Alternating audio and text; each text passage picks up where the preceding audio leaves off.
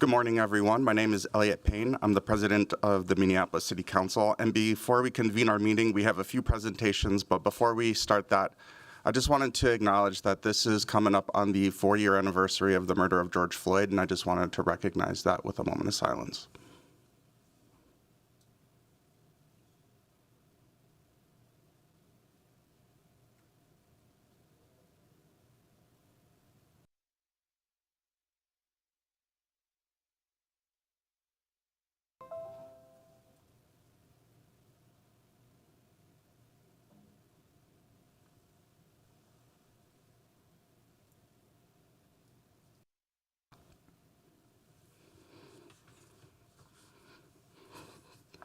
Thank you. And with that, I'd like to welcome up Mayor Fry and Councilmember Palmisano for our first honorary resolution recognizing Michael Lovich.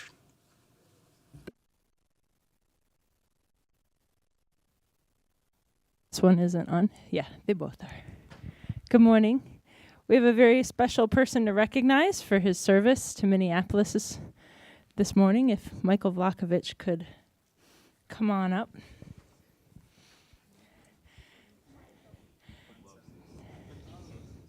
Did anyone else want to read some of this resolution with me? Do you want to read some? Great. Okay. We'll start with the resolution itself.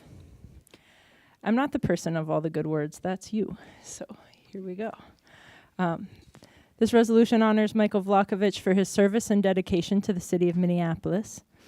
Whereas Michael Lovich began his service to the city in 2018 as the communications director for then newly elected Mayor Jacob Fry, and in 2022 was promoted to chief of staff, a key role within the enterprise, which will greatly expand under the voter-approved executive mayor legislative council system of government. And whereas Mr. Lovich has served with distinction throughout his tenure, acting as a bridge between elected policymakers, helping to forge innovative municipal policies and programs that serve the needs and priorities of the community, bringing a level-headed approach to internal and intergovernmental collaboration, and a can-do approach to policy and political negotiations, earning him a reputation as an honest broker and a pragmatic strategist with the ability to get things done. And whereas Mr. Lovich has been an outstanding leader and manager of the mayor's office, shaping and mentoring a talented group of employees that work together each day to advance the needs and priorities of the city while at the same time exemplifying the best ideals of public service. And whereas during his tenure, Mr. Lovich's positive attitude and steadfast leadership were reflected in matters ranging from organizational design and development to advocacy and interjurisdictional partnerships, and policy and program implementation. And his deep engagement in the wide array of issues spanning the breadth of the city enterprise and all its lines of business made him a key ally and a trusted advisor to leaders in all departments. And whereas Minneapolis benefited from Mr. Lovich's leadership and insights during major events during his tenure, ranging from the Super Bowl and the city's participation in Doors Open to the uprising following the murder of George Floyd, the impact of a global health pandemic, and the recovery and renewal that have been the city's focus during the past 4 years. And whereas Mr. Lovich will be deeply missed by the mayor's office and cabinet, as well as the city administration, by the city council, and by his many colleagues, compatriots, and friends from throughout the enterprise. Now, therefore, be it resolved that the mayor and city council hereby commend Mr. Lovich for his exemplary service and dedication to the city of Minneapolis, and express our deep gratitude and appreciation for your outstanding leadership and unwavering commitment to the people of this city, together with our congratulations and best wishes for much happiness and fulfillment in all your new adventures. Did you want to say a few words?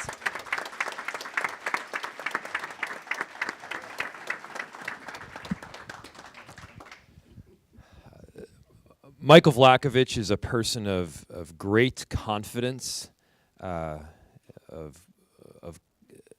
He's very calm and collected under pressure, and he holds himself very well, with the exception of one particular moment, which is when he's being honored and recognized.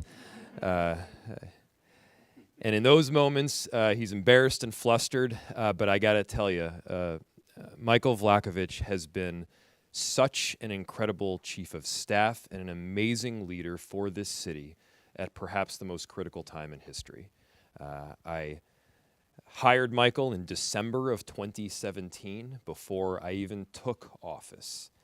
And since then, he's risen to a level where he's leading not just our incredible team, all of whom have deep respect for him, but has become a trusted partner and the person in the enterprise that so many go to for advice. Whether you agree with them or you disagree with them, whether you're oppositional or you're part of the team pushing for a particular policy, Michael has been that trusted voice because he has both the kind of integrity and compassion, but he also sees the whole board all at once. And you know, through all of the characteristics that I love about him, his skill, his intelligence, his incredible ability to manage political understanding, the characteristics that I love the most and we should all cherish the most is friendship. You've been an amazing friend. I love you dearly. I so look forward to not just the next thing that you're going to do, but all of the incredible things that you will do throughout your life that will benefit countless people. And so with that, I have already proclaimed it a Michael Vlackovich Day in the city of Minneapolis. I really appreciate the council's resolution in honoring him on a citywide basis. And Michael, we thank you for your 6.5 brilliant years of service here at the city. Thank you.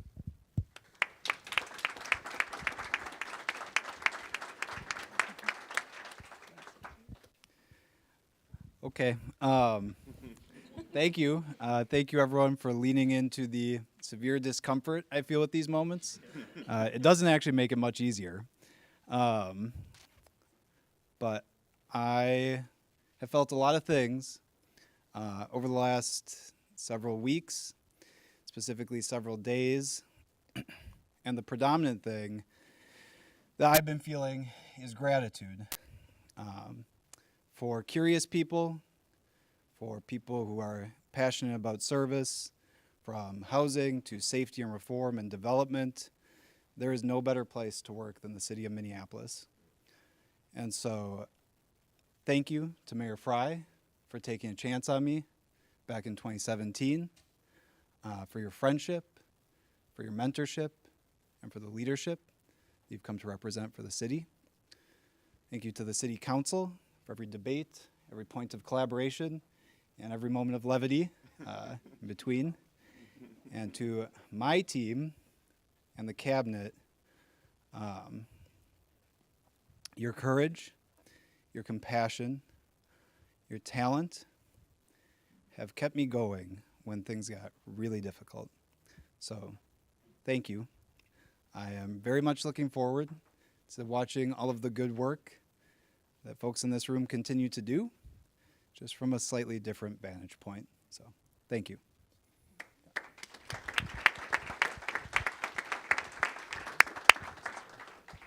Sure. I'll say a couple words.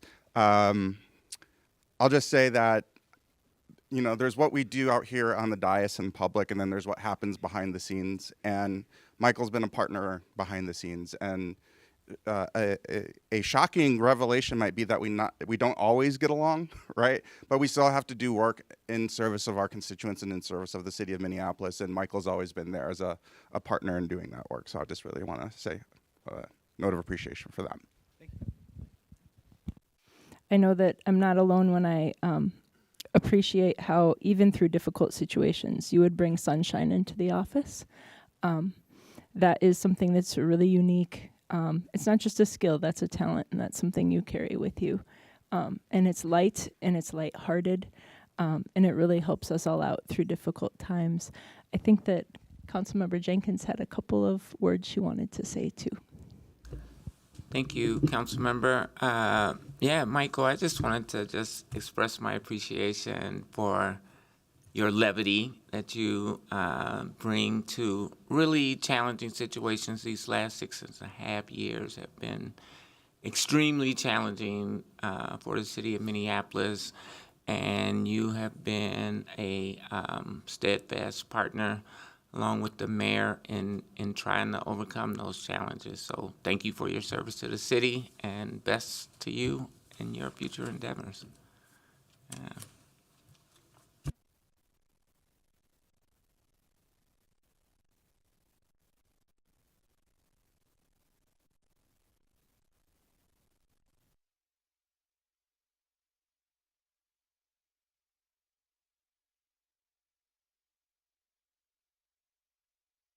No.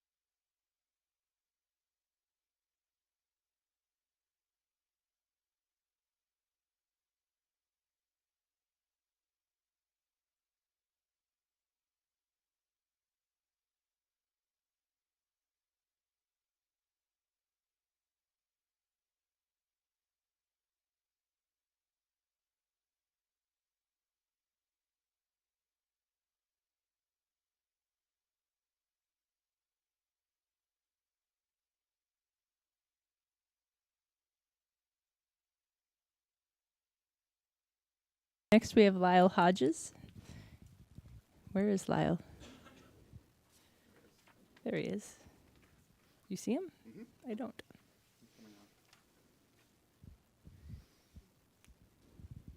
Hi, Lyle. Our first couple here are recognizing people for their service to the city and for amazing public service. So we have with us Lyle Hodges. He's been our controller, not comptroller, controller. I'll just start with the resolution and then we can have some comments from people. This resolution honors Lyle for his service and dedication to the city of Minneapolis. Whereas Lyle Hodges commenced employment with the city on August 8th of 2011, initially serving as an accountant. Over time, he advanced through various roles, ultimately reaching the position of controller within finance and property services. Whereas Mr. Hodges was appointed deputy controller in 2017 and controller in 2018. Whereas Mr. Hodges, over the past 12 years, has played a key role in implementing numerous important initiatives, including those from Governmental Accounting Standards Board, such as leases, subscription-based information and technology arrangements, and pension accounting. Mr. Hodges has helped the city maintain its Government Finance Officers Association Award, which the city has received for the past 49 consecutive years. Whereas in 2014, Mr. Hodges was responsible for compiling the annual comprehensive financial report for the first time. In 2015, Mr. Hodges initiated the Finance and Property Services ACFR cover photo contest, allowing employees to submit their photographs to be featured as cover art on our ACFR. This contest ran for the 2014, 2015, and 2016 reports. Since 2015, he's been primarily or secondarily responsible for each one issued by the city. Whereas Mr. Hodges successfully helped the enterprise transition to remote work during COVID, including creating guidance on allowable expenditure for home office and other hybrid work needs. Whereas Mr. Hodges has been diligent in overseeing city spending to minimize waste and prevent the misuse of public funds, he is unafraid to tackle challenging tasks. And whereas Mr. Hodges has a calm and approachable demeanor, making him easy to talk to, he is highly respected by his staff and throughout the enterprise, and his opinion is greatly valued. And whereas Mr. Hodges will be deeply missed by Finance and Property Services, the city's elected officials, department heads, and additional city staff as a leader, colleague, and friend. Now therefore be it resolved that the mayor and city council do hereby congratulate you for your years of service and commitment to the city, and present this honorary resolution together with our most sincere thanks and appreciation. And we wish you much happiness and fulfillment in your future endeavors. Thank you.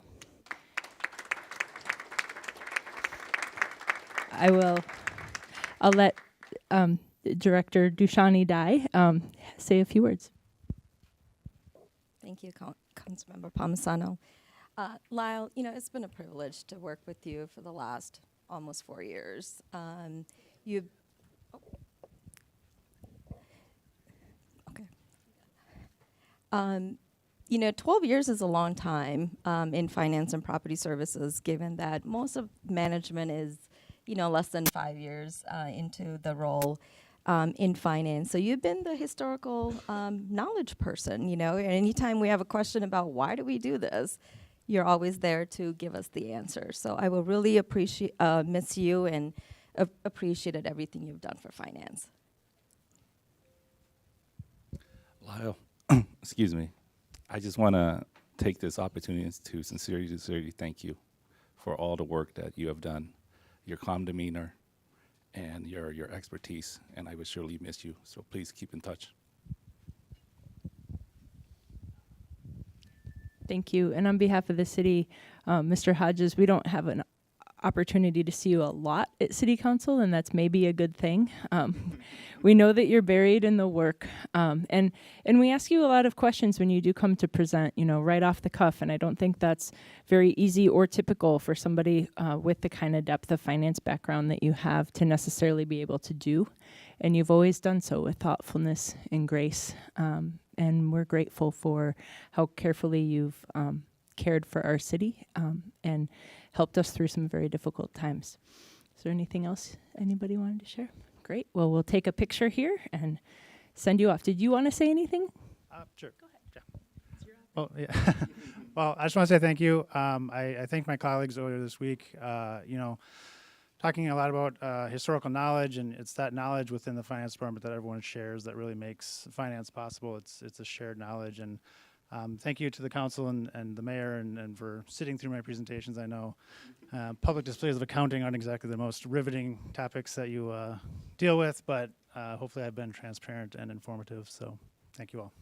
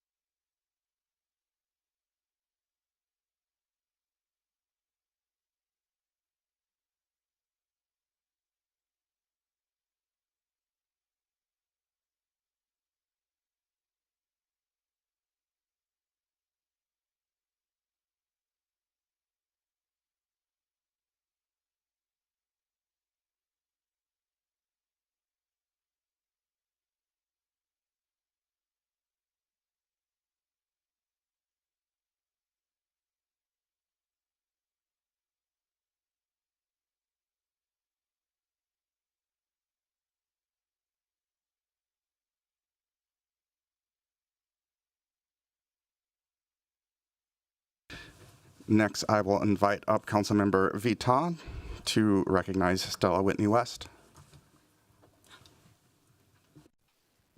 Well, good morning. This is such an honor and a pleasure. Come on over.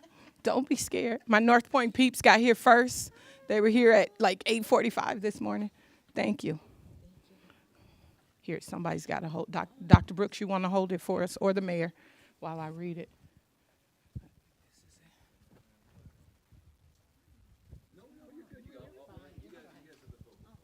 There we go. So this resolution is in honor of Stella Whitney-West on her retirement. Ms. Stella Whitney-West is retiring in June 2024, and whereas Ms. Stella Whitney-West has been with North Point for 20 years and has served as CEO for 17 of those years, and whereas she has been a lifelong champion in making sure we achieve more equitable health outcomes for all, and whereas during her tenure at North Point has evolved and expanded their impact under her leadership from becoming a certified healthcare home providing interpreter services, transitioning an electronic health record system, making the property smoke-free before any other Hennepin County property. We did that together. And implementing a community-wide COVID testing and vaccine operation. And whereas the most important and impactful was the historical $100 million campus expansion project, doubling the size of North Point's main campus facility, as well as the several satellite clinic locations throughout North Minneapolis. And whereas with those historical changes, North Point is now able to serve over 30,000 residents of North Minneapolis, providing a wide range of health and human services. And whereas her extensive experience in governance and policy has been honored with several leadership and fellowship awards, including a Bush Leadership Fellowship, the International Black Women's Congress Community Service Award, Women's Health Leadership Trust Honoree, and the 2021 Minneapolis-St. Paul Business Journal Women in Business Award. And whereas we're making health happen has been a favorite phrase of Stella's over the years, her legacy includes all the health we have made happen and will make happen in North Minneapolis. And whereas Stella has demonstrated time and time again, a great leader shows us what it means to honor our history and create our future. And whereas a lifelong member of the community, Ms. Whitney-West has surely made a long-lasting impact at North Point and the community, creating standards for health and wellness across Hennepin County and the entire state of Minneapolis. Now, therefore, be it resolved, the mayor and the city council do hereby congratulate Stella Whitney-West on her illustrious career and much-deserved retirement.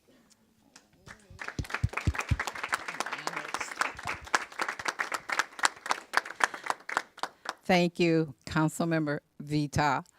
I am truly honored and blessed. I want to thank my family. My daughter is here, my North Point family.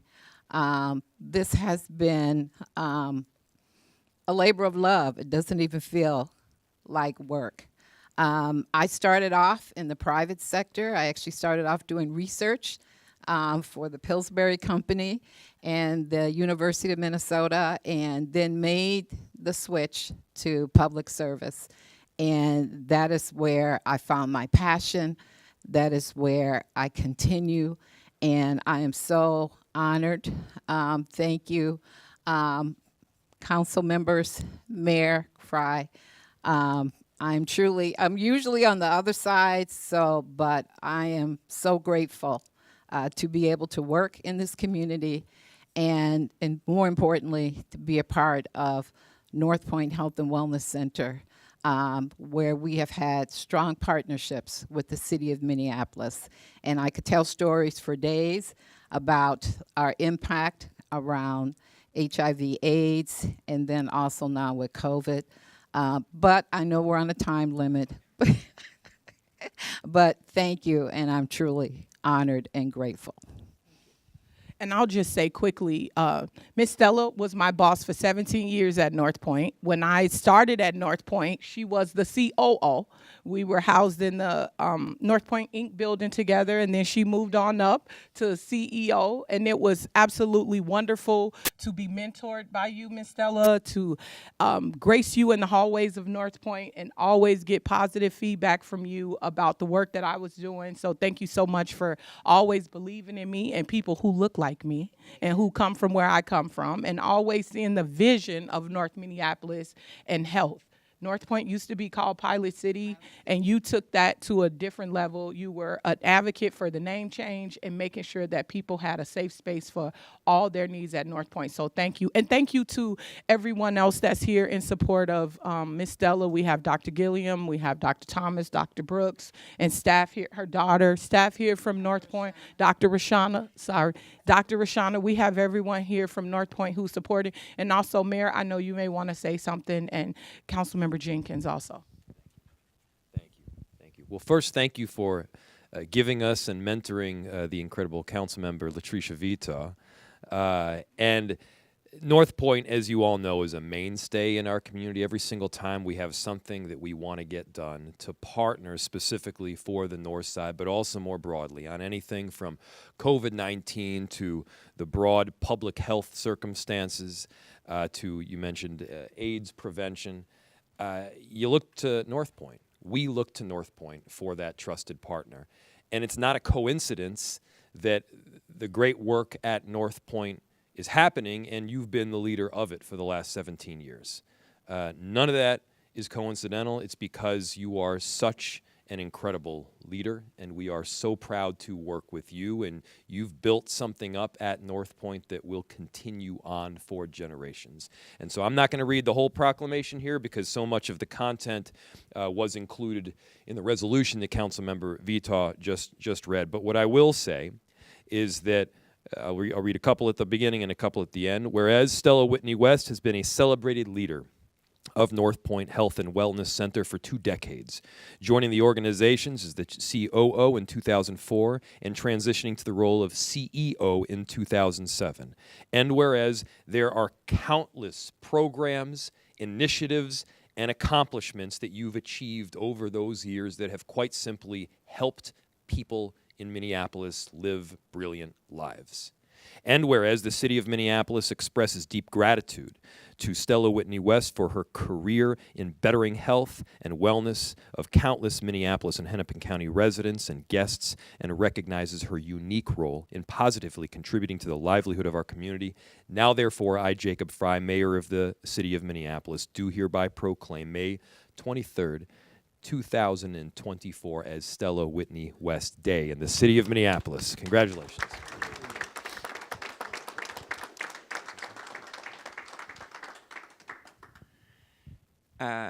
Stella, I just want to say congratulations on an amazing career, and thank you for helping to make health happen in the city of Minneapolis. That's right. Thank you so much.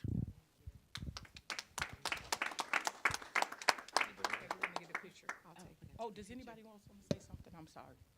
No? All right. Picture. All right.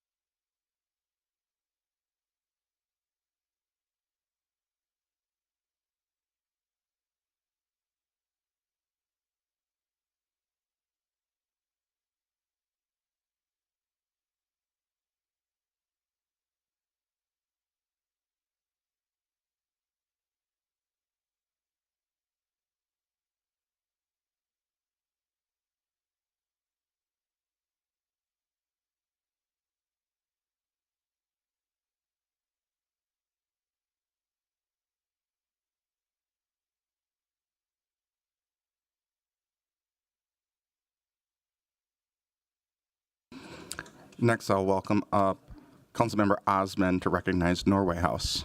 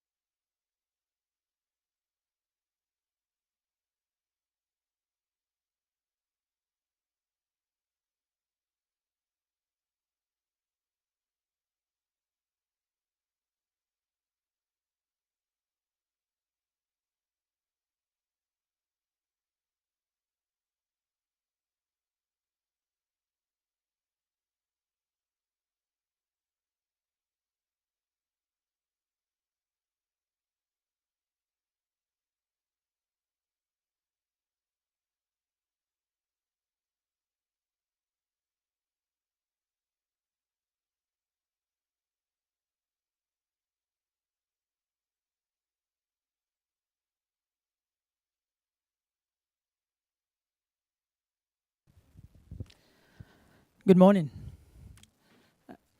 I'm here to honor a special place in my ward, Ward 6, City of Minneapolis, and the state of Minnesota.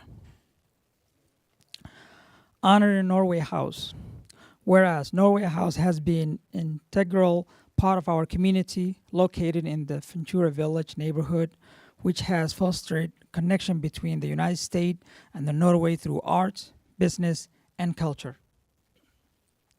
And whereas Norway House has achieved significant milestone, including dedication and opening of its first building and the inauguration of the new Norway House Innovation and Culture Center in 2022, which serves over 45,000 guests annually. And whereas Norway House has proudly hosted Her Majesty Queen Sanja of Norway at its grand opening in October 2022, further solidifying and its importance as a culture hub, and whereas Minnesota has rich Norwegian heritage with over 865,000 residents claiming Norwegian ancestry, comprising 16% of the state's population, dating back to the arrival of the first Norwegian immigrants in 1825, and whereas Norway House has continued to strengthen the bonds between Norwegian American and the broader community throughout its diversity offering, such as its cafe, gallery, and events and programs. And whereas Norway House has actively contributed to our community throughout various achievements, including hosting a local street fairs, participating in community safety meetings, and cooperating with council members and public officials to provide gathering space for the community and its members. And whereas Norway House has grown into a forward-thinking nonprofit organization serving as a contemporary venue for all aspects of Nordic business and life in Minneapolis. Now, therefore, be it resolved that the mayor and the city council do hereby honor and celebrate Norway House for their commitment, dedication to the residents of its city of Minneapolis and surrounding community.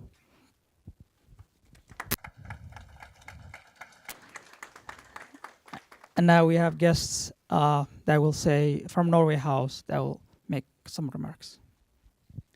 Thank you so much to Councilmember Osman and your entire staff. The City of Minneapolis has been wonderful to work with you and collaborating with our partners in the Ventura Village. Here with Ethan Bieland, one of my colleagues, on behalf of the Board of Directors of Norway House. Please come and visit us at Norway House. We are open every day and serving anybody from the community and anybody that wants to come and visit. We have tons of classes and events. If you like to make lefse, we do have those as well. So come on down. But thank you. This is a wonderful honor, and we're so grateful to you and your partnership and everything. So thank you so much. Tusen takk, as we say in Norwegian. Well, thank you so much. Norway's House is a special place in our community. It's a beautiful, you should visit.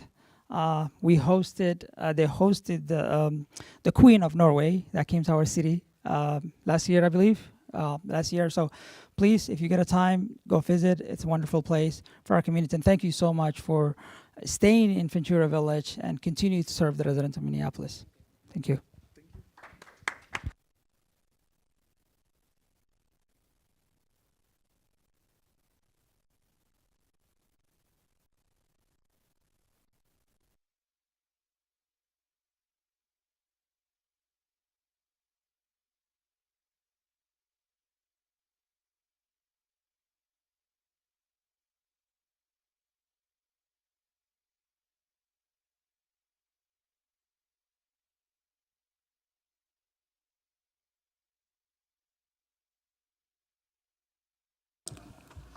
Next, I will welcome up Councilmember Jenkins to recognize the Urban Spectrum Theater Company.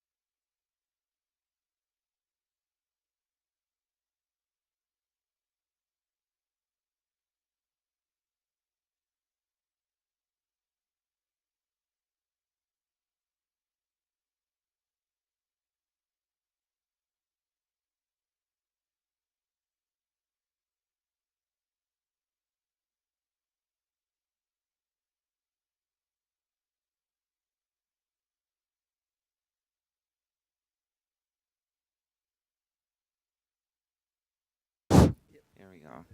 Good morning, everyone. And it is my honor to present this resolution honoring and recognizing the 50th anniversary of the Urban Spectrum Theater Company in the city of Minneapolis. Can we make noise? Yeah, make some noise. Come on, make some noise. All right.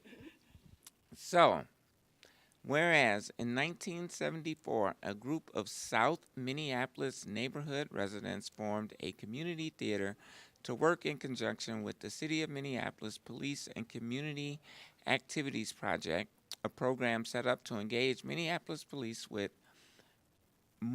neighborhood residents. And whereas the company was originally named the Real Community Theater, but evolved to become the Urban Spectrum Theater Company, and whereas the theater's mission is to provide quality, accessible, multicultural productions for the inner city and to offer an opportunity for neighborhood residents, especially young people, to work with more experienced performers. And whereas the group began with children's shows in city parks and taking programs to nursing homes, churches, community centers, and whereas over the years they have worked in partnership with Pillsbury House, the Minneapolis Park and Recreation Board, City Inc., Sabanthony Community Center, and area musicians and dancers, and whereas they were the first company to offer a policy of admission by donation, thus remaining accessible for all.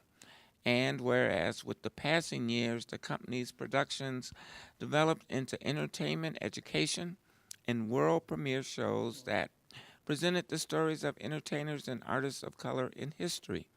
Several world premieres were staged celebrating persons of Josephine Baker, Bessie Smith, Big Mama Thornton, Eartha Kitt, Foxy Brown, Katherine Dunham, and many others.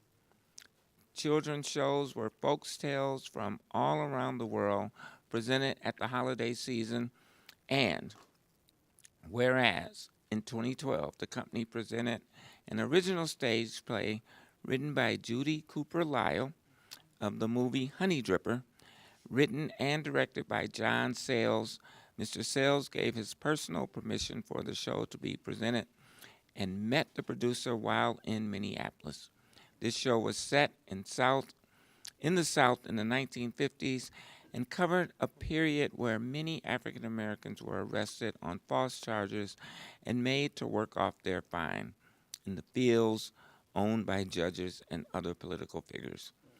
And whereas in 2019, the theater won the coveted Tosca Award in Theater for its world premiere show, Warm Dark Dusk, a jazz production surrounding the poetry of Langston Hughes, and the first production of its kind in the United States. And whereas over the past year, the company has staged 4 shows celebrating women of color in dance from the 1920s to the present. Vocalists from the metropolitan area who have taken inspiration from well-known artists of color, and a show celebrating the musicians of our metropolitan area. And whereas the 4th show on May 22nd brought back performers from the theater's company's past, recreating their former roles in various shows, and May 22nd was a celebration of the company's 50th year of production in South Minneapolis. And whereas the company plans to continue its educational entertainment history, maintain its mission statement, and bring shows to the inner city. And whereas the founder, Judy Cooper Lyle, will remain involved as the executive producer, and Penny Masuku, hope I didn't butcher that too bad, Masuku, thank you, as the new artistic director as the Urban Spectrum Theater Company enters its 51st season. Now, therefore, be it resolved that the mayor and city council do hereby honor the 50th anniversary of the Urban Spectrum Theater during May 2024 and urge our communities to continue supporting the arts, arts education, and the Urban Spectrum Theater to ensure that these imperative stories continue to be told. Please join me in recognizing and honoring the Urban Spectrum Theater Company. Yes. Woo! Thank you so much. And I don't know, Mary, would you like to share a few words, or Judy? Or Judy, you want to go first? I just want to thank the City Council for this honor. It's been, I can't believe it's been 50 years. When I started, my daughter over here in the green was 18 months old, and here we are now. It's been an honor to work in inner city Minneapolis, where I have lived since 1969, and to work with all the wonderful people that I've had the honor to work with and bring these shows to the inner city. And we fully intend to do that in continuance under the direction of Penny Masuku.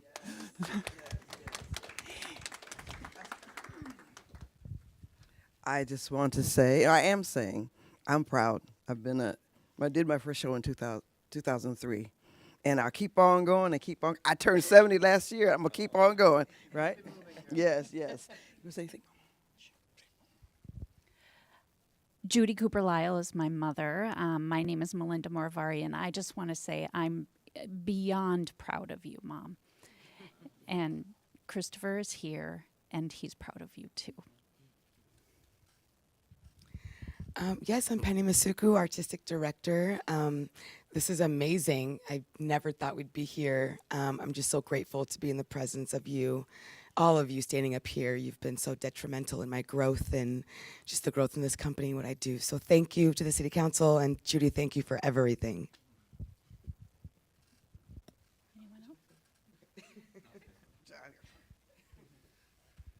Hi, John Duday. I grew up here, and I started out with Judy in the 90s, and we did children's shows.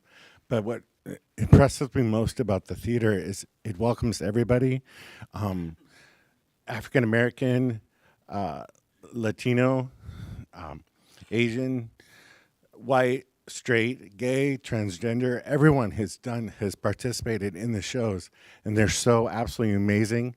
The people involved they keep coming back, because we all love each other, and we've established a community together. I now live in California, and the commitment of the theater is so wonderful that I do the graphics remotely, and I come back, and this time I took photos, and it's just been so wonderful. And Penny, I'm so excited for you. You are so beautiful, and all these people here are so talented. You guys must come see a show. So I know you're on your phones, but hey, I'm gonna call you out. This theater is awesome, you guys. You gotta come. So thank you very much. Oh, that's too funny. You want to say anything? No. Oh, that's so funny. I just want to say one more thing. I lost my son a year and a half ago, and he. John mentored him when he was very young, and Christopher Lyle did our graphics and our photography for a long time, and I know he's here with us now. But thank you again. Yes. Thank you. Let's get a photo.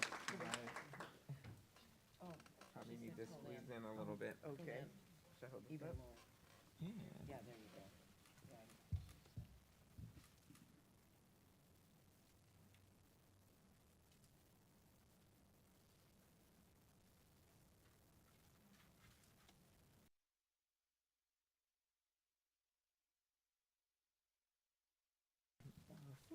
Thank you, baby. Love you. Congratulations. Absolutely. Congratulations. It's a pleasure. Thank you so much. Thank you. Thank you. Congratulations. Thanks so much for your And finally, I will welcome up Council Members Koski and Palmisano to recognize ALS Awareness Month.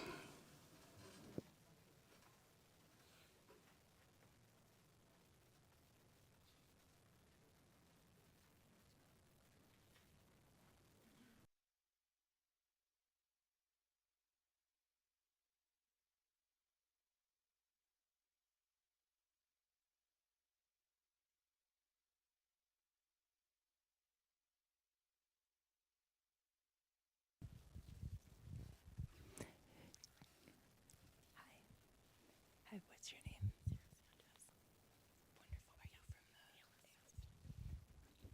Welcome, everybody. We have, not that one. We have one last resolution, and we have Sarah Sanchez from the ALS Foundation. And this resolution recognizes May 2024 as ALS Amyotrophic Lateral Sclerosis Awareness Month in the city of Minneapolis. So perhaps I'll read the resolution and ask you to say just a few words about it. Thank you. Whereas ALS is a progressive neurodegenerative disease that affects nerve cells in the brain and spinal cord, causing a person's brain to lose connection with the muscles, slowly taking away a person's ability to walk, talk, eat, and eventually breathe. And whereas the disease was identified in 1869 by French neurologist Jean-Martin Charcot and became more widely known internationally on June 2nd, 1941, when it ended the career of one of baseball's most beloved players, Lou Gehrig. Thereafter, ALS was commonly known as Lou Gehrig's disease. Whereas ALS diagnoses can take months or years. Someone is diagnosed with ALS every 90 minutes, and 5,000 plus people are diagnosed every year. At any given time, more than 600 Minnesotans are living with ALS. And whereas a person's life changes forever after an ALS diagnosis, and learning to accept and live with the disease can be incredibly difficult. Persons with ALS have decisions to make, symptoms to manage, treatment options to evaluate, and adjustments to almost every detail of their daily routine. Whereas the average life expectancy of ALS patients is 2 to 5 years from the time of their diagnosis, and every 90 minutes someone passes away from ALS. Whereas about 90% of ALS cases occur without any known family member history or genetic cause, and the remaining 10% are inherited through a mutated gene with a known connection to the disease. Whereas the estimated annual out-of-pocket cost to care for persons with ALS is $250,000. Whereas there is no cure, but there is hope. And whereas a wealth of new scientific understanding about the physiology of ALS has occurred in recent years. Studies to develop more treatments and a cure for ALS are ongoing around the world. Scientists have made significant progress in understanding how the disease works, identify biological indicators that can help diagnose and treat the disease, and learning ways to prevent cases of ALS. Whereas the estimated cost to develop a drug to slow or stop ALS progression is $2 billion. Whereas through advocacy, we can raise awareness about the challenges faced by people with ALS, advance policies that improve the lives of people with ALS, expand the network of support for those suffering, and advocate for investments in research to discover a cure. Whereas in the summer of 2014, 3 young men living with ALS, Anthony Sinercha, Pete Frotz, and Pat Quinn, took the Ice Bucket Challenge and launched a global phenomenon that changed the fight against ALS forever. They inspired over 17 million people around the world to participate in the challenge and donate to the cause, raising $115 million in funds for ALS research and care. And this year, on the 10th anniversary of the ALS Ice Bucket Challenge, we honor their legacy. And whereas the city is home to the ALS Center of Excellence at Hennepin Healthcare, the University of Minnesota Health Fairview Clinic, the Minneapolis VA healthcare system, and ALS physicians, all of whom are dedicated to making sure that people with ALS have access to the best specialized care. Whereas the ALS Association sponsors a Minneapolis-St. Paul metro area support group to offer people with ALS and their loved ones a place to receive support and education. Whereas each May, the ALS community comes together to raise awareness of the disease, share stories from people living with ALS, show support for caregivers, families, and care workers, and shine a spotlight on those who dedicate their lives to finding a cure. Now, therefore, be it resolved that the Mayor and City Council hereby recognize the month of May as ALS Awareness Month and encourage the public to raise awareness and show support for the cause. Thank you. Thank you, Sarah, for what you do. If you wanted to say a few words. Thank you so much to Councilmember Mayor Fry and the council members. ALS is a rare disease, but it just doesn't feel rare to the people that are facing it every day, and their families and their community and their network, and the people that have passed and will be diagnosed. So awareness is key to hopefully finding that cure, other than research investment. So we really appreciate this. Thank you. And I just want to say thank you to, I had several Ward 11 residents who reached out, and as we have said this many times here, really making sure that we are increasing our awareness around ALS. And I'm proud to be able to work with Councilmember Palmisano and bring this resolution forward today. So thank you. Thank you. If you want to just stand in between us and you can hold the resolution and we'll take a quick picture.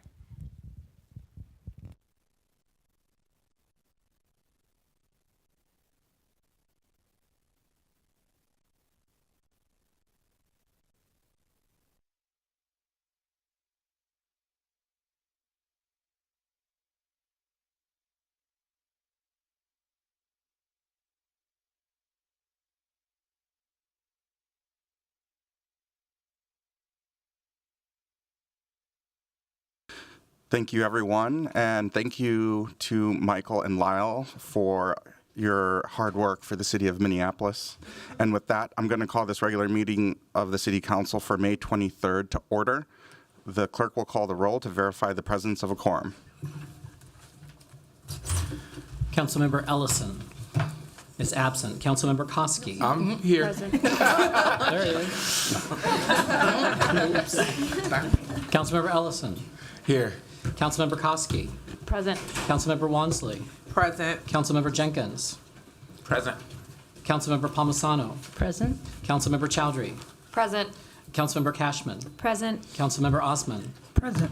Councilmember Rainville. Present. Councilmember Chavez. Present. Councilmember Vita. Present. Vice President Shugtai. Present. President Payne. Present. There are 13 members present. Let the record reflect that we have a quorum. Colleagues, the agenda for today's meeting is before us. Are there any amendments to the agenda? Councilmember Rainville. Thank you, thank you, Mr. Chair. I do have, I would like to move an amendment to, under new business, to speak to a business district block event for the Timberwolves.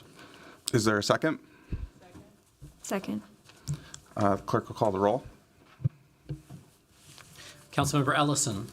Aye. Councilmember Koski is absent. Councilmember Wansley. Aye. Councilmember Jenkins. Aye. Councilmember Palmisano. Aye. Councilmember Chowdhury. Aye. Councilmember Cashman. Aye. Councilmember Osman. Aye. Councilmember Rainville. Aye. Councilmember Chavez. Aye. Councilmember Vita. Aye. Vice President Shugtai. Aye. President Payne. Aye. There are 12 ayes. That amendment carries, and we have the agenda, the underlying agenda for today's meeting before us as amended. Are there any other amendments? May I have a motion to adopt the agenda? So moved. Second. Clerk, please call the roll. Councilmember Ellison. Aye. Councilmember Koski is absent. Councilmember Wansley. Aye. Councilmember Jenkins. Aye. Councilmember Palmisano. Aye. Councilmember Chowdhury. Aye. Councilmember Cashman. Aye. Councilmember Osman. Aye. Councilmember Rainville. Aye. Councilmember Chavez. Aye. Councilmember Vita. Aye. Vice President Shugtai. Aye. President Payne. Aye. There are 12 ayes. That carries, and the agenda is adopted as amended. Next, the acceptance of our May 9th meeting minutes. May I have that motion, please? So moved. Second. Clerk, please call the roll. Councilmember Ellison. Aye. Councilmember Wansley. Aye. Councilmember Jenkins. Aye. Councilmember Palmisano. Aye. Councilmember Chowdhury. Aye. Councilmember Cashman. Aye. Councilmember Osman. Aye. Councilmember Rainville. Aye. Councilmember Chavez. Aye. Councilmember Vita. Aye. Councilmember Koski. Aye. Vice President Shugtai. Aye. President Payne. Aye. There are 13 ayes. That carries, and those minutes have been accepted. Finally, we have the referral of petitions, communications, and reports to proper committees. May I have that motion, please? So moved. Second. The clerk will call the roll. Councilmember Ellison. Aye. Councilmember Koski. Aye. Councilmember Wansley. Aye. Councilmember Jenkins. Aye. Councilmember Palmisano. Aye. Councilmember Chowdhury. Aye. Councilmember Cashman. Aye. Councilmember Osman. Aye. Councilmember Rainville. Aye. Councilmember Chavez. Aye. Councilmember Vita. Aye. Vice President Shugtai. Aye. President Payne. Aye. There are 13 ayes. That carries, and those matters have been referred to in the next cycle. The next order of business is the presentation of reports from our standing committees. Those reports are taken up in alphabetical order, beginning with the report of our Administration and Enterprise Oversight Committee, which will be presented by its chair, Councilmember Wansley. Thank you, President Payne. The Administration and Enterprise Oversight Committee is bringing forward 14 items for approval. The first is a passage of resolution for a gift acceptance from the Minnesota section of the American Water Works Association for travel and lodging. Number two is a passage of resolution for a revised form contract for the Memorandum of Agreement for HUD HUD, Environmental Coordination and Review amongst state and local partners. 3 is a staff directive for ShotSpotter evaluation. 4 is a staff directive for information governance policy recommendations. Number 5 is authorizing contract with Short Elliott Hendrickson Inc. for design services for the Logan Park Industrial Reconstruction Project. 6 is authorizing contract with SRF Consulting Group, Inc. for the Climate Legacy Initiative Implementation Group. 7 is authorizing contract amendment with Alliance Mechanical Services to complete condenser replacement in the Hoff parking ramp. 8 is authorizing contract amendment with Meyer Contracting, Inc. for the Hennepin Ave South Street Reconstruction Project. 9 is approving legal settlement with Malvu Tao v. City of Minneapolis. 10 is approving legal settlement for Saeed Abdullahi v. Sergio Villegas et al. 11 is approving legal settlement claim by Christine against the City of Minneapolis John Doe officers. 12 is a passage of resolution related to legal settlement of special assessment appeal for the Hiawatha Metalcraft.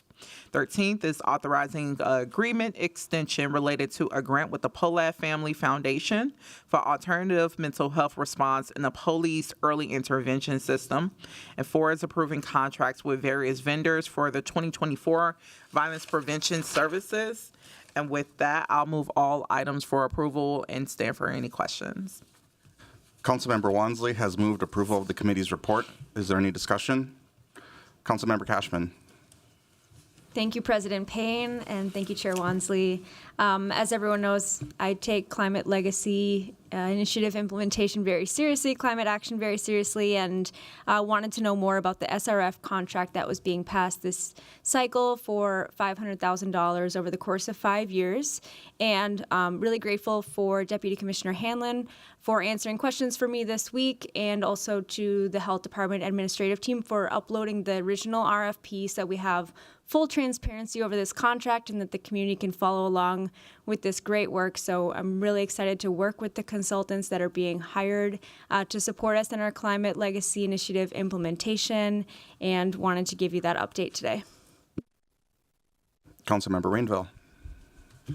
Thank you, Mr. President. I want to speak briefly to item 13, the Polad Family Foundation, who has donated money for an early intervention system for our police department to help with their mental health, help with the need to monitor for the safety of our citizens. And it's great that a private foundation like that steps up to help us protect ourselves. I'm grateful. And I put myself in queue because I wanted to highlight item number 5, Logan Park Industrial. I'm really excited about this project. This is the Quincy Street area, and we just celebrated Art World last weekend, and it's always amazing to see so many people out in the streets. And now that the state legislature has given us the authority to create pedestrian plazas, I think that would be an amazing area to target for that type of street design. And this major reconstruction has been a long time in the making, and I really hope there's an opportunity to get one of these people-centered streets in our city. And seeing no further questions or discussion, I will ask the clerk to call the roll. Councilmember Ellison. Aye. Councilmember Koski. Aye. Councilmember Wansley. Aye. Councilmember Jenkins. Aye. Councilmember Palmisano. Aye. Councilmember Chowdhury. Aye. Councilmember Cashman. Aye. Councilmember Osman. Aye. Councilmember Rainville. Aye. Councilmember Chavez. Aye. Councilmember Vita. Aye. Vice President Shugtai. Aye. President Payne. Aye. There are 13 ayes. That carries and the report is adopted. Next is a report from our Budget Committee presented by Vice President Chugtai. Thank you, Mr. President. The Budget Committee is bringing forward 3 items for approval. Item number 1 is the appointed position in the Neighborhood Safety Department of Deputy Director of Neighborhood Safety. Item number 2 are appointed positions in the Neighborhood Safety Department Associate Directors of Neighborhood Safety. And item number 3 is the appointed position in the Office of City Clerk for the City Clerk position. With that, I will move approval of all items. Vice President Chugtai has moved approval of the Budget Committee's report. Is there any discussion? Councilmember Jenkins.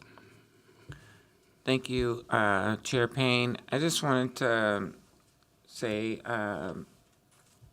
thank you to the city clerk and congratulations, and thank you for your continued service, sir. Seeing no further discussion, I'll ask the clerk to call the roll. Councilmember Ellison. Aye. Councilmember Koski. Aye. Councilmember Wansley. Aye on all except number 2. Councilmember Jenkins. Aye. Councilmember Palmisano. Aye. Councilmember Chowdhury.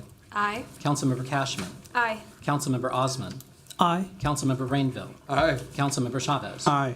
Councilmember Vita. Aye. Vice President Shugtai. Aye. President Payne. Aye. There are 13 ayes in the report except for number 2, which has 12 ayes and 1 nay. That carries and the report is adopted. The next is the Business, Housing, and Zoning Committee report. For council members, let me remind you about the email I sent yesterday about changes to our TNC ordinances, including the one that was in flight this cycle through this committee. Those items will be addressed under the order of unfinished business as noted on the agenda. Therefore, we won't have that item under the committee report. With that, we'll have the committee report presented by that committee's chair, Councilmember Osman. Thank you, President Payne. The Business, Housing, and Zoning Committee moves 20 items for approval. Item 1, approving on-sale liquor with Sunday sales, no live entertainment license for Black Duck. Number 2, approving on-sale liquor with Sunday sales, no live entertainment license for Le Burger. Item 3 is approving a permanent expansion of premises for Estancia Steakhouse. Item 4 is approving a permanent expansion of Promise Sidewalk Cafe license for Martina and Rosalia. Item 5 is approving 17 resolutions for Minneapolis Homes Finance Round 4 property sales. Item 7, it's 7 liquor license renewal. Item 8 is approving on-sale brewery tap room with Sunday sales and limited entertainment off-sale mat liquor license with business license operating condition for Prue Haven. Item 9 is approving landscape analysis of safe outdoor space staff direction to the legislative department. Item 10 is amending the supplemental co-enforcement funding legislative directive. Item 11 is authorizing an ownership and opportunity fund loan for LJR Steels Company. Item 12 is authorizing an ownership and opportunity fund for loan for Greek Street properties. Item 13 is approving an affordable housing trust fund for contingency pool loan for Agate Housing. Item 14 is approving an appropriation of demolition and site restoration for the former Kmart building. Item 15 is authorizing some submittal of the 2024 through 2027 Local Unified Plan for Workforce Innovation and Opportunity Act program. Item 16 is authorizing opioid settlement fund grant to Turning Point for supportive housing facility. Item 17 is authorizing contract amendment with Minneapolis Public Housing Authority for the Stable Homes, Stable Schools program. Item 18 is approving a land use application fee ordinance. Item 19 is approving revised guideline for cultural district art fund initiative. And item 20, approving revised guideline for the vibrant storefront initiative. I will move all items for approval. Thank you, Council President. Councilmember Osman has moved approval of the committee's report. Is there any discussion? Councilmember Rainville. Thank you, Mr. President. I just want to speak briefly to item 9. My hope is that the authors, as they guide this through and they get information from other cities, they allow us to understand the impact on surrounding neighbors and the way sexual violence and addiction is addressed in these proposed camps. Thank you. Councilmember Chavez. Council President Payne, I am excited to talk about item number 13, which is $300,000 in the Affordable Housing Trust Fund contingency pool loan to Agate Housing, which is located in Ward 9. They plan to close the remaining of the funding gap by July 1st, and I want to thank our city staff for all their hard work on this project. And just for the public to know, the building will include 50 units of affordable supportive housing consisting of single-room occupancy, SROs, studios, and one-bedroom units. 25 units that will serve formerly homeless households filled by Hennepin County Coordinated Entry, an emergency shelter serving up to 54 individuals nightly with overflow space to house up to 100 individuals, and 17,000 square feet of common area space between the housing and shelter components, including small and large meeting rooms, common gathering spaces, common area dining room, multi-purpose rooms, a health clinic, and property manager staff and supportive service staff offices. This is a very good thing, and just want to say thank you to our staff, and very proud to vote in favor of this. Councilmember Cashman. Thank you, President Payne. I want to speak to item number 20, the Vibrant Storefronts Initiative.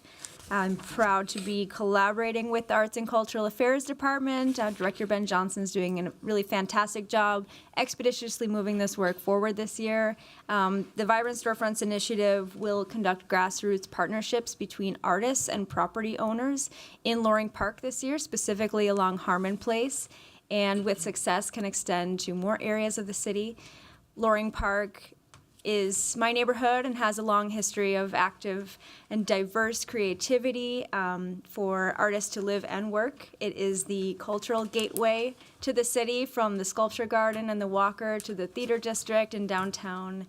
And so this initiative is a tangible solution for artists who need and deserve somewhere affordable to develop their craft, and it also helps property owners with their vacancies. And so it's a major solution for downtown revitalization, which, as you know, property values downtown deeply implicate our city budget. So this is a proactive solution to that problem. It's a win-win, and I'm thankful to Arts and Cultural Affairs for working so hard on this work. Councilmember Jenkins.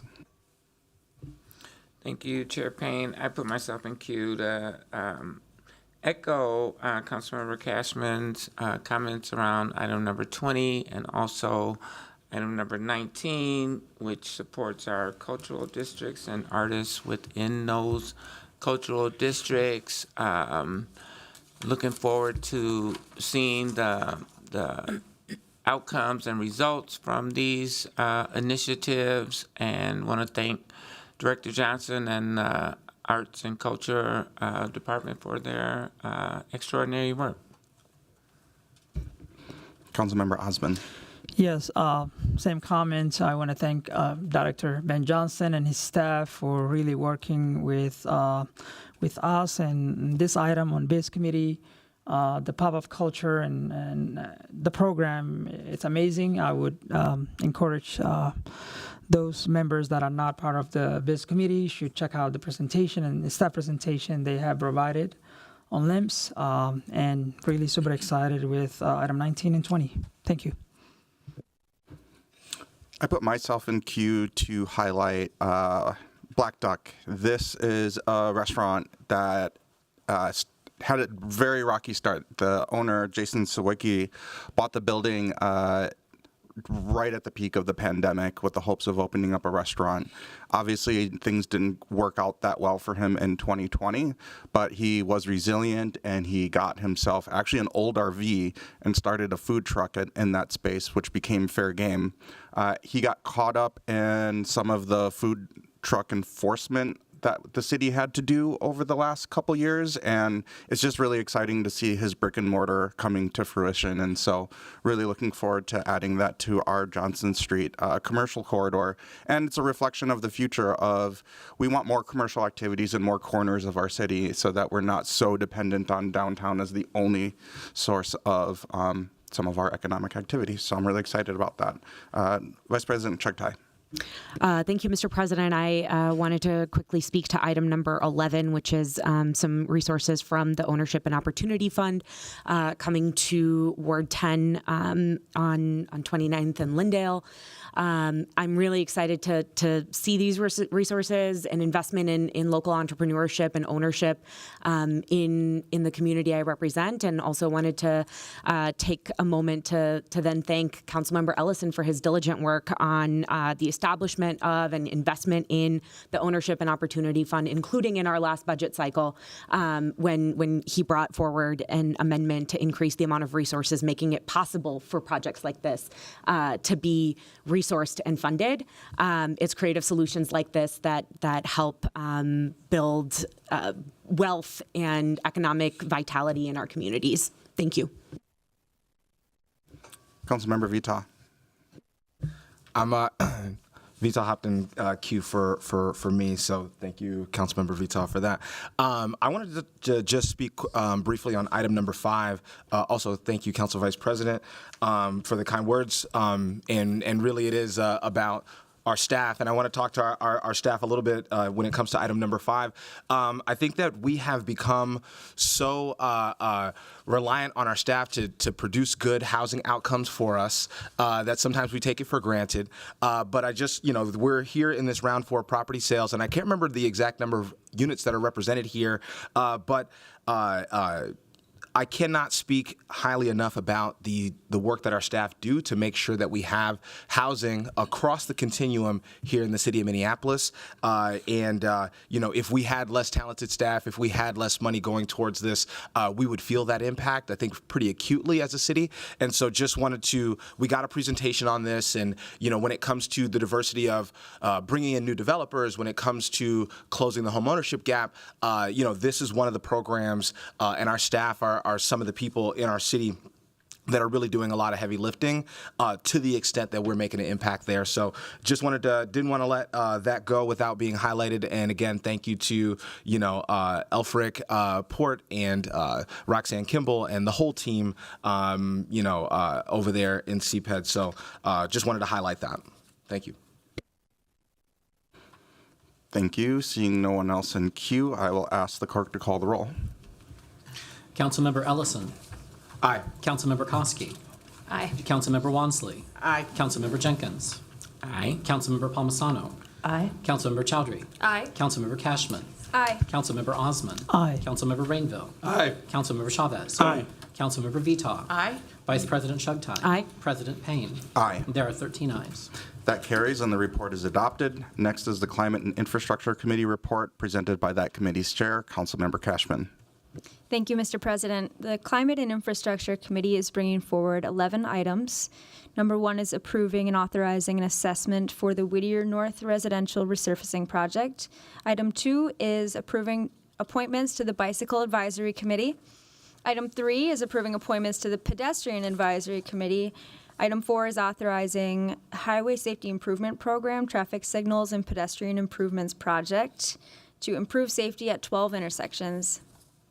Item 5 is authorizing Public Works to enter an agreement with the Minnesota Pollution Control Agency to host a Green Corps member.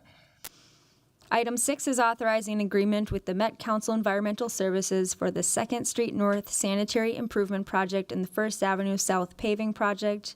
Item 7 is authorizing a master funding agreement with the Met Council regarding transit advantage projects on city-owned streets. Item 8 is authorizing a partnership agreement with the Met Council to administer the Transit Assistance Program through the Minneapolis Service Center. Item 9 is approving appointments to the Community Environmental Advisory Commission, otherwise known as the CPAC.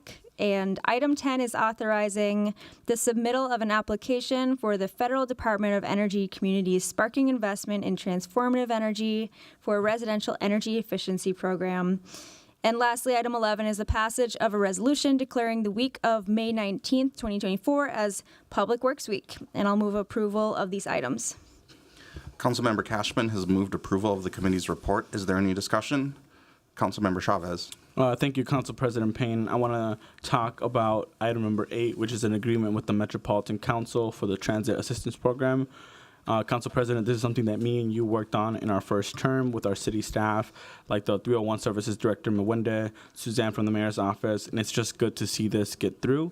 This program is designed to make public transit more affordable for people with lower incomes by providing a year-long reduced fare pass on a go-to card. Customers can ride the bus or train for just $1. By participating in the TAP partnership, the City of Minneapolis will make public transit more affordable for people with lower incomes by directly distributing these TAP cards right here in downtown at the Minneapolis Service Center. And it's just good to see this get done with the collaboration and that we were able to work with our city staff. Thank you for those comments. It is very cool to see something that we started come to conclusion with that help. Councilmember Cashman. Thank you, Mr. President. I want to acknowledge the new members of the Bicycle Advisory Committee, Pedestrian Advisory Committee, and the Community Environmental Advisory Commission. Ward 7 residents applied in very large numbers for these positions, so I'm really grateful for their engagement with these committees, and I'm really excited to work with Cliff Mountjoy Venning on the back, and Amy Nash and Eric Smith on the PAC, and Gladys Mejia on the CPAC. And I also want to acknowledge the Public Works staff. This is Public Works Employee Week, and we did our resolution in committee and had dozens of Public Works employees there, some who have worked at the city for 47 years, and others who are new trainees who are on their first months on the job. So it was really special to celebrate with them in committee last week, and I thank them for their service. Thank you for highlighting those staff. Seeing no one else in queue, I'll ask the clerk to call the roll. Councilmember Ellison. Aye. Councilmember Koski. Aye. Councilmember Wansley. Aye. Councilmember Jenkins. Aye. Councilmember Palmisano. Aye. Councilmember Chowdhury. Aye. Councilmember Cashman. Aye. Councilmember Osman. Aye. Councilmember Rainville. Aye. Councilmember Chavez. Aye. Councilmember Vita. Aye. Vice President Chugtai. Aye. President Payne. Aye. There are 13 ayes. That carries and the report is adopted. The Committee of the Whole is the next report, which will be presented by that committee's chair, Councilmember Chavez. Before he presents that report, let me share that there was a clerical error on one of the items that was brought to our attention late yesterday. This is for the contract with Axion for MPD policy management software. There was a clerical error in both the contract rate and term, and those will be corrected with an updated RCA for the record, and we will have an updated motion that reflects the correct value and term of the contract as it has been finalized for our consideration. You should have that corrected motion in front of you. And with that, Councilmember Chavez will present the committee's report. Thank you, Mr. President. The Committee of the Whole is bringing forward 3 items.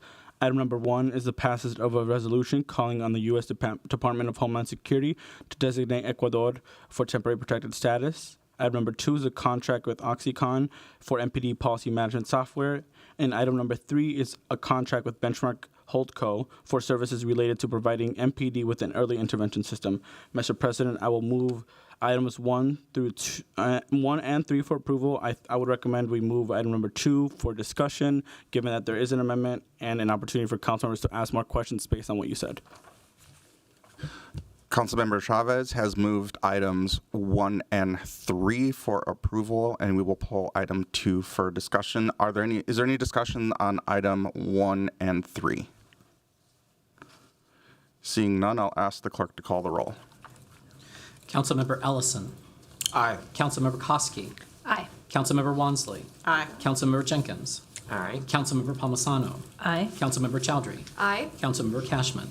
Aye. Councilmember Osman. Aye. Councilmember Rainville. Aye. Councilmember Chavez. Aye. Councilmember Vita. Aye. Vice President Shugtai. Aye. President Payne. Aye. There are 13 ayes. That carries, and those items have been approved. Next, we will take up item number 2. As I stated, the motion should be in front of you. It's changing the contract term and amount, adjusting it from $272,500 to $247,050 for a 3-year term instead of a 5-year term. I did ask staff to be available for any questions. So are there any questions or discussion on this item? Okay. Seeing none, I'll ask the clerk to call the roll. Councilmember Ellison. Aye. Councilmember Koski. Aye. Councilmember Wansley.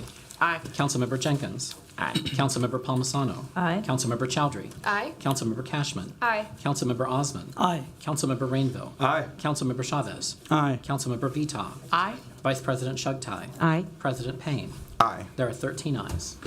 That carries, and the full report is adopted. Councilmember Chavez, I see you in queue. Yes, thank you, Mr. President. I didn't get to comment on item number 1. I moved for approval, and I did talk a little bit about, in the committee's report, the item number 1, the temporary protected status for Ecuadorian community. I just want to thank Copal, who has been organizing statewide on this resolution.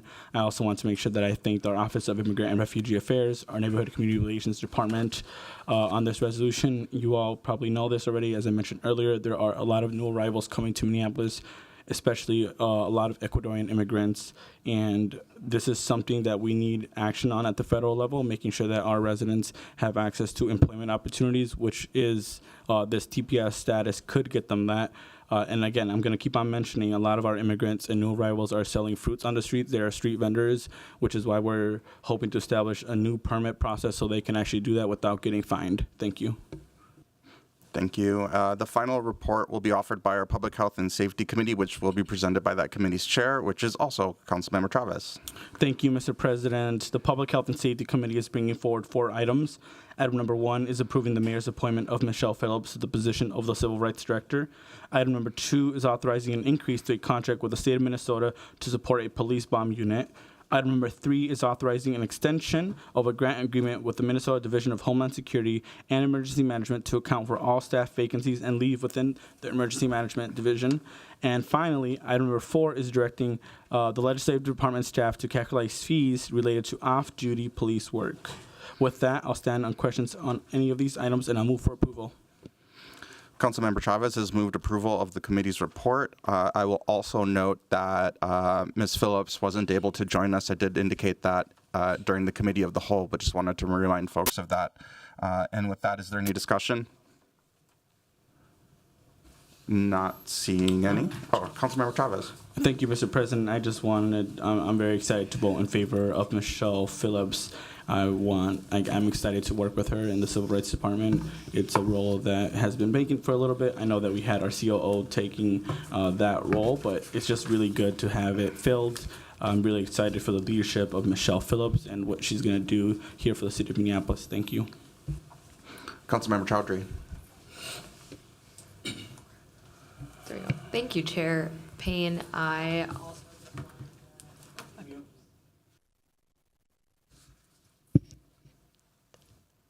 All right. Thank you, Chair Payne. So I just wanted to echo that congratulations and excitement to approve Michelle Phillips and welcome her to our city. It is a big effort to move all the way from Oakland to Minneapolis, Minnesota. I'm also share in the excitement of having a director for our Civil Rights Department. I particularly am looking forward to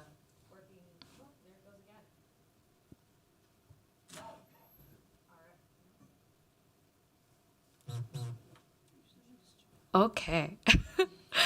I am particularly looking forward to working with director on efforts around enforcing our wage theft ordinance and then a potential labor standards board. I know that there's been discussion among this body about that.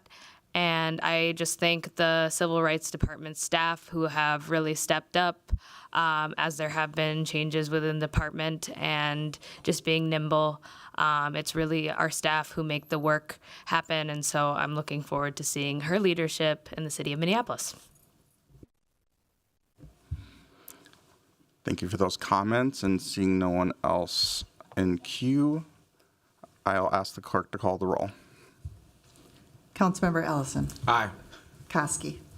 Aye. Wansley. Aye. Jenkins. Aye. Palmisano. Aye. Chowdhury. Aye. Cashman. Aye. Osman. Aye. Rainville. Aye. Chavez. Aye.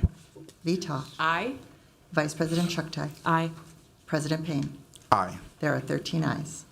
That carries and the report is adopted. Thank you, colleagues. That completes the reports of all of our standing committees. The next order of business is notice of ordinance introductions, and there is one notice today. Councilmember Wansley and Ellison give notice that they will introduce at the next regular meeting the subject matter of an ordinance to amend provisions related to the payment of tenant relocation assistance in the city's housing maintenance code. Is there any question on that notice? Councilmember Wansley. Thank you, Council President Payne. I just want to give some context to this NOI a bit. So as many of you recall, we had a long report completed by our Policy and Research Division on eviction prevention and anti-displacement policies around the country. In this report, it includes a comparison of Minneapolis tenant relocation assistance in cities like Portland and Seattle.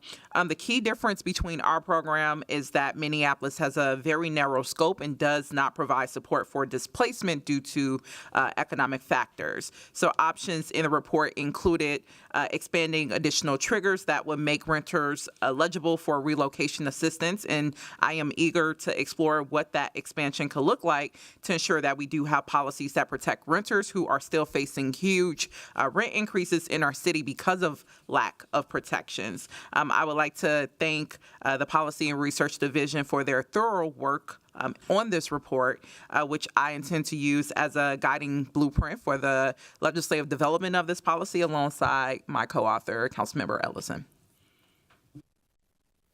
Is there any other discussion? That notice is hereby given and no further action is required at this time. The next order of business is the introduction and referral calendar. First, Council Members Chavez and Chowdhury move to introduce and give first reading to an ordinance amending the food code to establish and amend provisions for a sidewalk, cart, and street vending program to be referred to the Public Health and Safety Committee.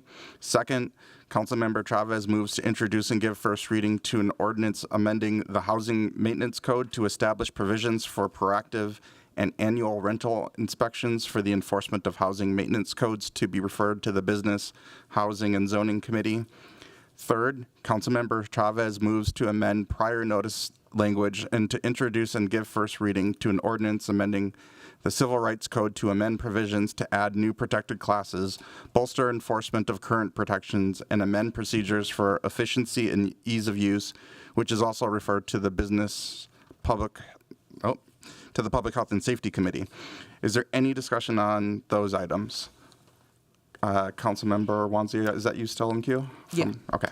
Thank you, Council President Payne. This is in regards to item number 3, the Civil Rights Ordinance. I just wanted to ask Councilmember Chavez if he would be amenable to adding me as a co-author. You and I have had some conversations about our mutual desire to align our codes around protected classes to the realities of our communities, and really look forward to working with you more on the development of this ordinance along with our appropriate staff and civil rights. I'm seeing head nods. Is there any other discussion? Not seeing any, the clerk will call the roll. Councilmember Ellison. Aye. Councilmember Koski. Aye. Councilmember Wansley. Aye. Councilmember Jenkins. Aye. Councilmember Palmisano. Aye. Councilmember Chowdhury. Aye. Councilmember Cashman. Aye. Councilmember Osman. Aye. Councilmember Rainville. Aye. Councilmember Chavez. Aye. Councilmember Vita. Aye. Vice President Chugtai. Aye. President Payne. Aye. There are 13 ayes. That carries, and those matters will be referred to those committees in the next cycle. Next is the order of resolutions. There are 6 honorary resolutions listed on the agenda. Are there any questions or comments from council members on any of those resolutions? May I have a motion to adopt all 6 of those honorary resolutions? So moved. Second. The clerk will call the roll. Councilmember Ellison. Aye. Koski. Aye. Wansley. Aye. Jenkins. Aye. Palmisano. Aye. Chowdhury. Aye. Cashman. Aye. Osman. Aye. Rainville. Aye. Chavez. Aye. Vita. Aye. Vice President Chuktai. Aye. President Payne. Aye. There are 13 ayes. That carries, and those resolutions are adopted. Next, we will take up our unfinished business, item 1, which is a report on the supplemental petition for a proposed charter amendment to create a civilian police accountability commission. I'll invite the city clerk to provide the report on the supplemental petition. Thank you, Mr. President, and to all of the City Council. My name is Casey Carl. I have the pleasure of serving as the City Clerk. With me is John Martin, our Deputy Director of the Elections and Voter Services Division. I'll quickly summarize this issue. You know that we received a citizen's petition to amend the city charter as a ballot question be referred to voters in November's general election this year. A coalition of community-based accountability organizations had submitted that proposal to our Charter Commission on Wednesday, May 1st, as required by state law. If approved by voters, this amendment would create an elected commission that would have direction, control, and oversight of the Minneapolis Police Department. By law, a petition must have the signatures of qualified voters totaling at least 5% of the total number of ballots that were cast in the previous statewide general election. So that would have been the 2022 gubernatorial election. And it means, based on the number of ballots cast in that election in Minneapolis, that a petition to be valid would need to have at least a minimum of 8,943 valid voter signatures to be deemed sufficient by statute. The statutory deadline to submit a ballot question proposed by a citizen petition is July 9th of this year. As reported at your last regular meeting on May 9, our first evaluation of the original petition found that it was insufficient. As this slide shows, they needed an additional 3,498 signatures to have that signature, the petition be deemed valid. A total of 5,445 signatures were valid of the total numbers that were submitted. Under the statutes, the petition committee has 10 days to cure the petition, meaning to either correct the invalid signatures or to get additional valid signatures to hit at least that minimum number required for the threshold. So Mr. Martin then has been leading the processing team these last 5 days to review the supplemental or amended petition that was turned into our office, and he has the report for you on that petition. Excellent. Thank you, Clerk Carl, President Payne, council members. So after reviewing the supplemental pages, the clerk's office still finds that the CPAC petition is deficient and has not achieved the number of valid signatures, which is 8,943. On the screen is the details of our supplemental analysis. So on May 20th, the CPAC committee delivered to us an additional 305 pages or 3,050 possible additional signature lines. After reviewing those additional pages and those lines, we found that they had an additional 1,511 valid signatures. The remaining lines were deemed invalid for a number of reasons. The assessment of all of those lines are on the screen. It should be noted that unlike the original petition, there was no issues with the pages regarding regarding the affidavit, and all of the pages were uniform in nature. So no pages were disqualified for affidavit or uniformity issues. The 1,511 valid signatures lines equated to roughly 49.5% of the entire supplemental petition was had a success rate of that rate. If you omit all of the blank lines that were submitted, they had a success rate of 56.5% on their supplemental petition. That's a higher success rate than they had on the original petition, which had a success rate of 42 and 43%, respectively. This is partly because the original petition had signatures dating all the way back from 2021, so covered roughly 3.5 years of signatures. The signatures that they gathered in the supplemental petition, there was some which were gathered in 2023, but most most of them were gathered in 2024, and we find that the more recent the signature, the more likely it's going to be valid because people do move around in the city. This slide is just a breakdown of the percentages of our various assessment codes for the supplemental petition. So in addition to the 1,511 valid signatures, we found that 545, or roughly 17.9% of the signatures submitted could not be found in the Minneapolis registered voter list that we were using. 377, or 12.4% of the lines were blank that they submitted. 187, or 6.1%, were people who either signed the supplemental petition twice or people who signed both the supplemental petition and the original petition, and those were counted as duplicates. And lastly, 180 of the lines, or 5.9%, were folks who signed with the information that they put on the petition did not match in some way, shape, or form to what was in the registered voter list.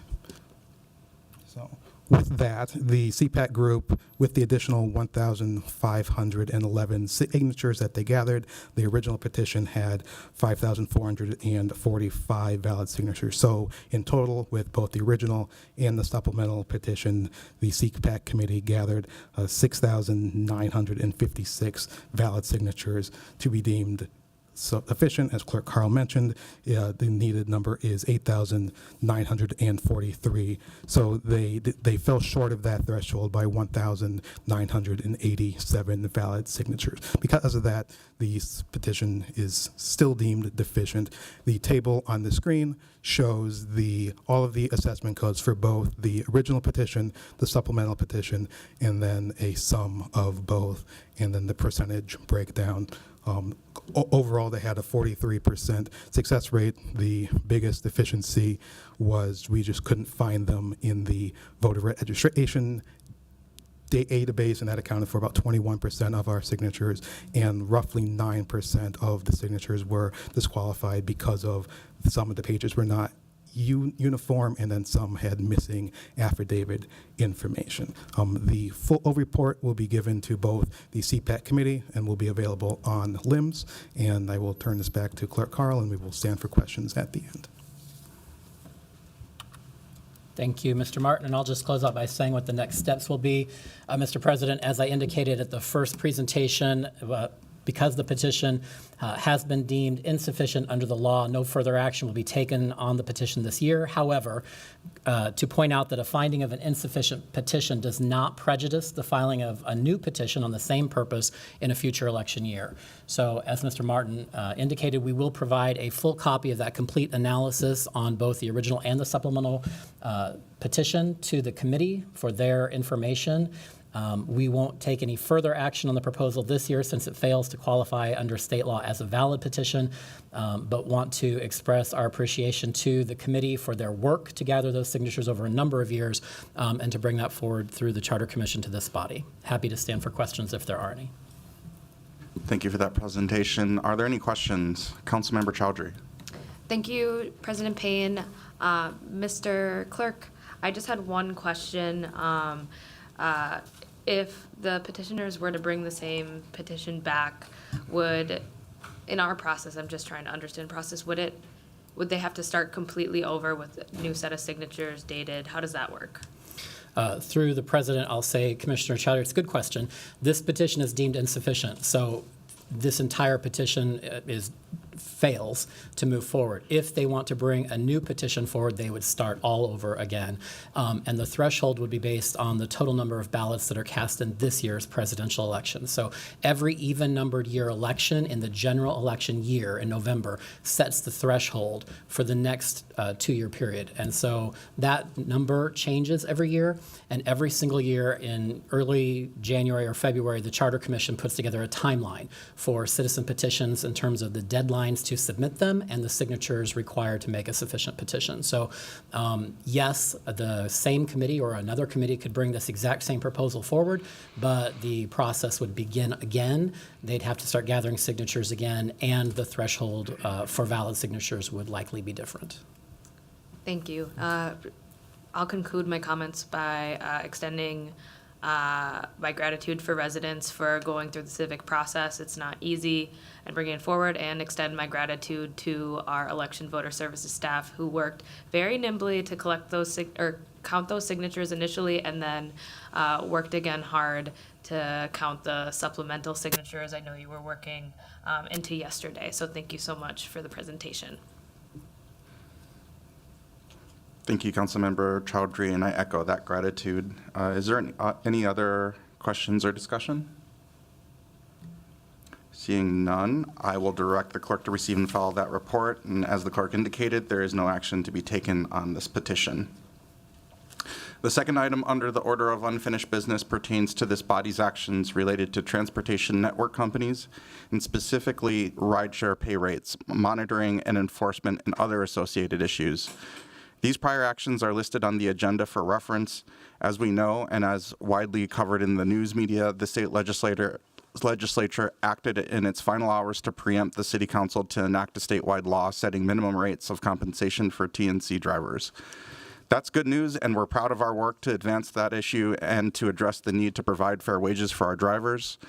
Nevertheless, the preemption by the state voids our original ordinance, which was enacted over the mayor's veto, and also makes void the further associated actions which are currently in our local legislative process for consideration. So as shown on the agenda, I am proposing that we recall ordinance number 2024-009, as well as the 3 associated actions, and return all those items to the authors. I'll point out that under Council Rule 8.7, this is the proper motion for giving final disposition to an ordinance that is neither approved nor denied. Instead, this action merely voids all of those actions and closes the files and limbs.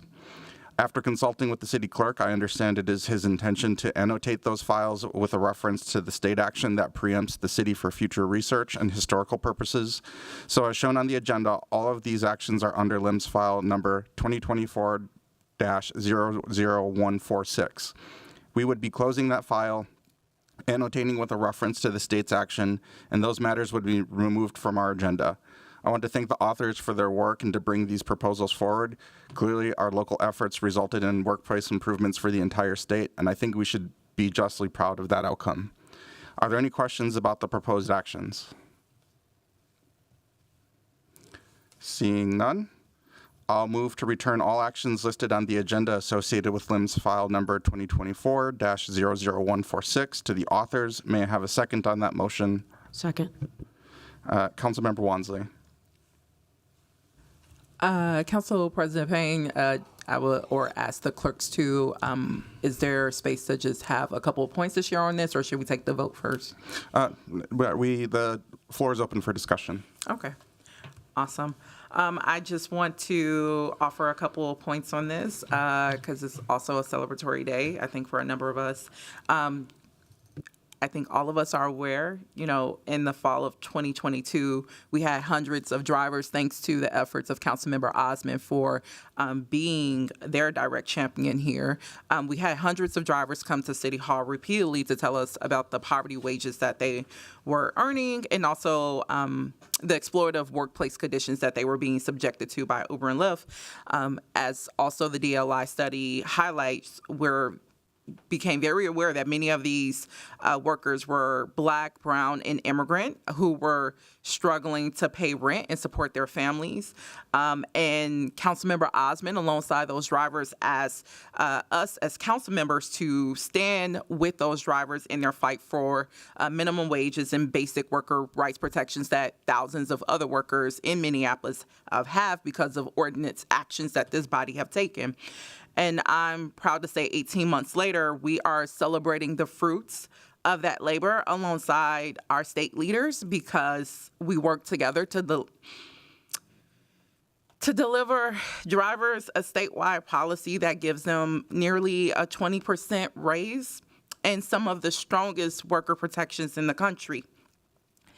And this victory was only made possible because drivers and their socialist and progressive allies on council and in the state were not deterred by corporate lobbyists and repeated vetoes, both by Governor Walz and Mayor Frey.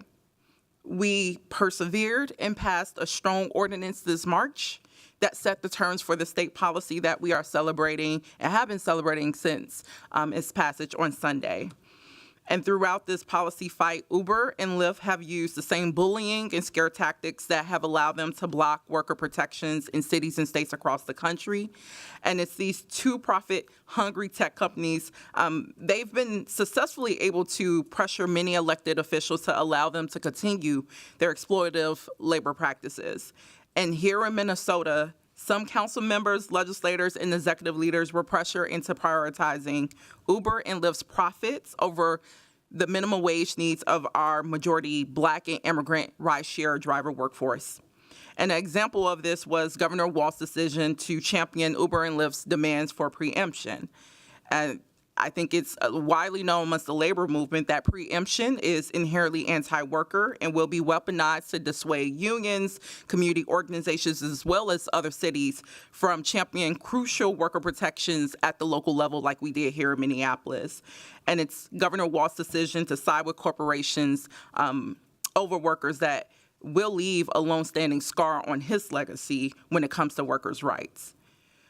And while some elected officials caved, again, I just want to extend gratitude for a majority of us that stood strong with the workers and working class residents who actually make the city run and the state run. And because of you all holding strong and not succumbing to corporate pressure or bullying, drivers won the statewide victory.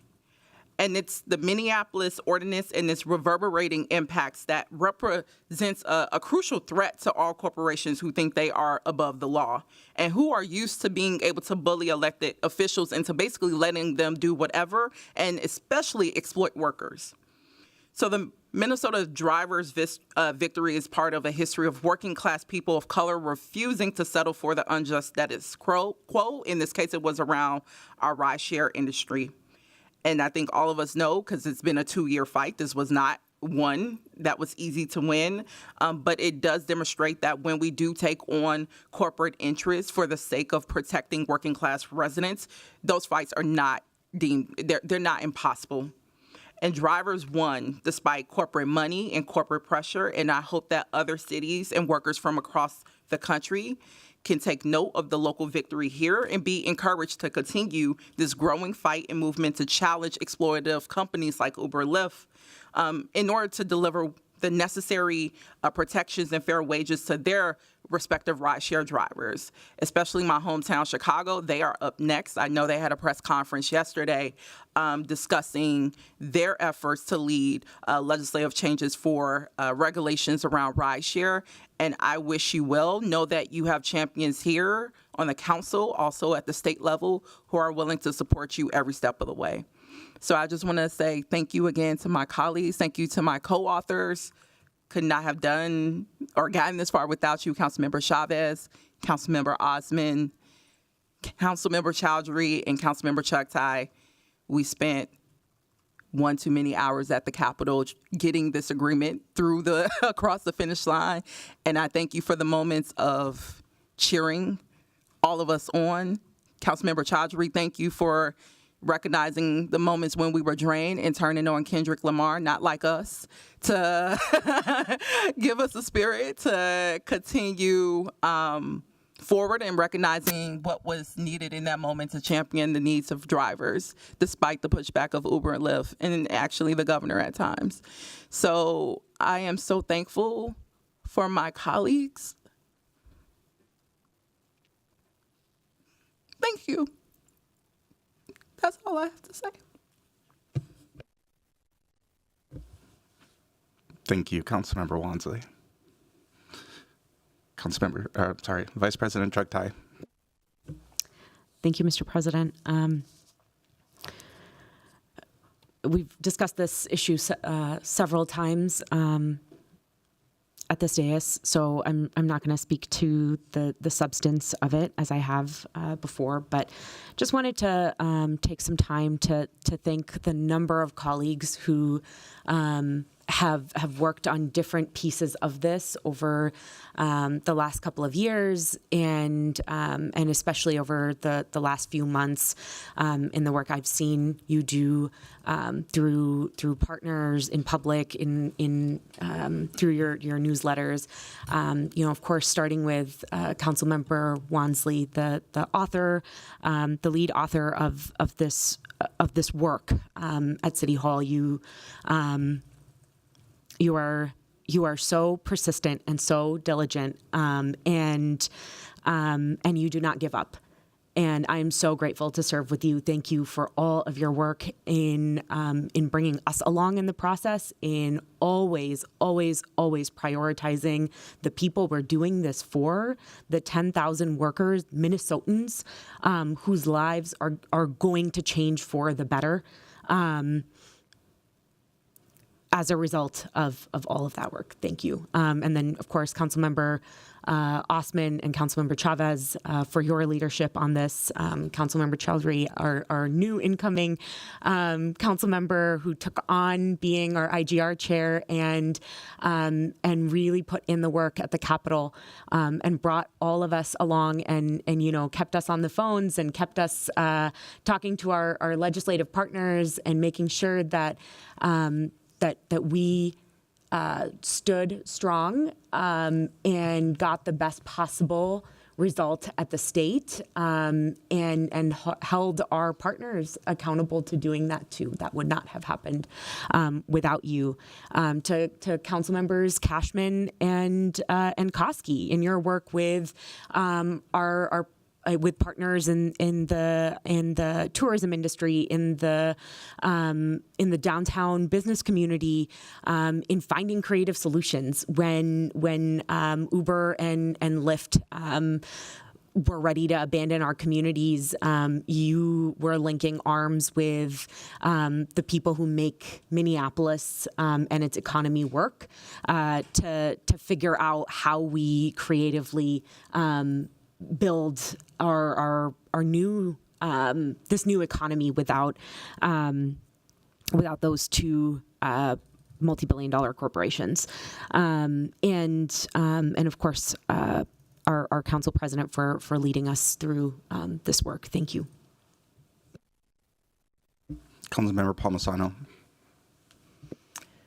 Mr. Chair, I'm grateful that work at the state legislature and pressure from Governor Walz has resulted in a compromise that will result in Uber and Lyft able to continue operations in Minneapolis and across our state. I should also start by saying I'm pleased that my colleagues are good with this end result. I'm glad to see your tears of happiness today. I truly am. I think this is a very good result, though the process to get here was quite the wild ride. On March 14th, 10 of my colleagues chose to disregard the recommendations from the Minnesota Department of Labor and Industry's wage study and instead passed rates based on 1 week of data from Seattle, Washington. Despite warnings from drivers, riders, and TNC companies, my colleagues proceeded hastily and recklessly, I think, to pass these rates that we have in front of us today. The Dolly study was minimum wage and then some, and the truth of that really matters here. My colleagues ignored the concerns of their constituents who rely on these services, most as riders, some as drivers. For many of these people, the absence of Uber and Lyft was not simply the absence of a convenient ride home after a night out. It was the absence of a sole source of income or the ride they relied on to get to work, medical care, the grocery store, or school. So when I hear my colleagues claim victory, I need to call their bluff. This ordinance resulted in thousands of contacts from devastated, anxious residents, many of them low income or seniors or individuals with disabilities. It consumed so much of the time at the legislature that the session ended without a bonding bill. And that comes at a cost to all Minnesotans. And for Minneapolis, it means no funding needs throughout our city, like the Nicollet Avenue Bridge, like roof depot compensation, like things that have been very important and are written down as part of our legislative agenda. and it required the state legislature to intervene and save the city from the consequences of its own ordinance. Preemption is the price we're paying for poor policymaking by this body. The statewide rates result in a 14% raise for drivers. That is identical to the raise they would have received with Mayor Fry's proposal from months ago. I'm not sure I need to remind my colleagues that the pay level adopted was far closer to the mayor's proposal than what the council enacted. We could have come to a compromise on this. We could have avoided preemption, and we could have ended the session with a bonding bill, perhaps. But sadly, throughout this whole process, it seemed like many of my colleagues were more focused on other things than sound policy making. So I hope this has been a learning opportunity for my colleagues. None of us were elected to this body with a mandate. None of us were elected for anything about fulfilling the goals of a particular political party or an agenda. We were elected to represent residents and listen to every voice, not just the loudest ones. And those are my thoughts as we proceed, Mr. Chair. Councilmember Osmond, you're in queue twice, but I understand one of those is for Councilmember Ellison. Yes, Allison will be the next one, but I'm not gonna get into it. This is done deal. This is victory. I do want to take the time to really thank Councilmember Wansley. You have stood up, you have shown leadership, and you put an example of working together and fighting for drivers. So thank you. Thank you for your leadership. And Councilmember Ellison is next. Councilmember Ellison. Thank you, Mr. President. And I was gonna hold off from making comments, but I do think it's important for the public to understand sometimes the way that policymaking gets made is through the due diligence of information. Sometimes good policymaking happens because of pressure. And I think that that's a part of what happened here. I want to remind folks that when this policy came up, was it a year plus ago? We were told then that the state was going to take action, right? The authors were told then that the state was going to take action. That cannot be an invisible part or a minimal part of the story here. It is probably the most critical part that set the next year into motion. Council members took a step back, the authors took a step back, and I want to remind folks, I was not one of the authors, right? I was sort of trying to not have too much of a dog in this fight. I do believe in fair pay and pay equity, but I wasn't one of the authors. But the authors took a step back and allowed the state to do their process. When the pressure was off, the state did not act. And that's not a knock at the state. I know there's a lot of players there. I know it's a complex issue. But when the pressure was off, the state did not act.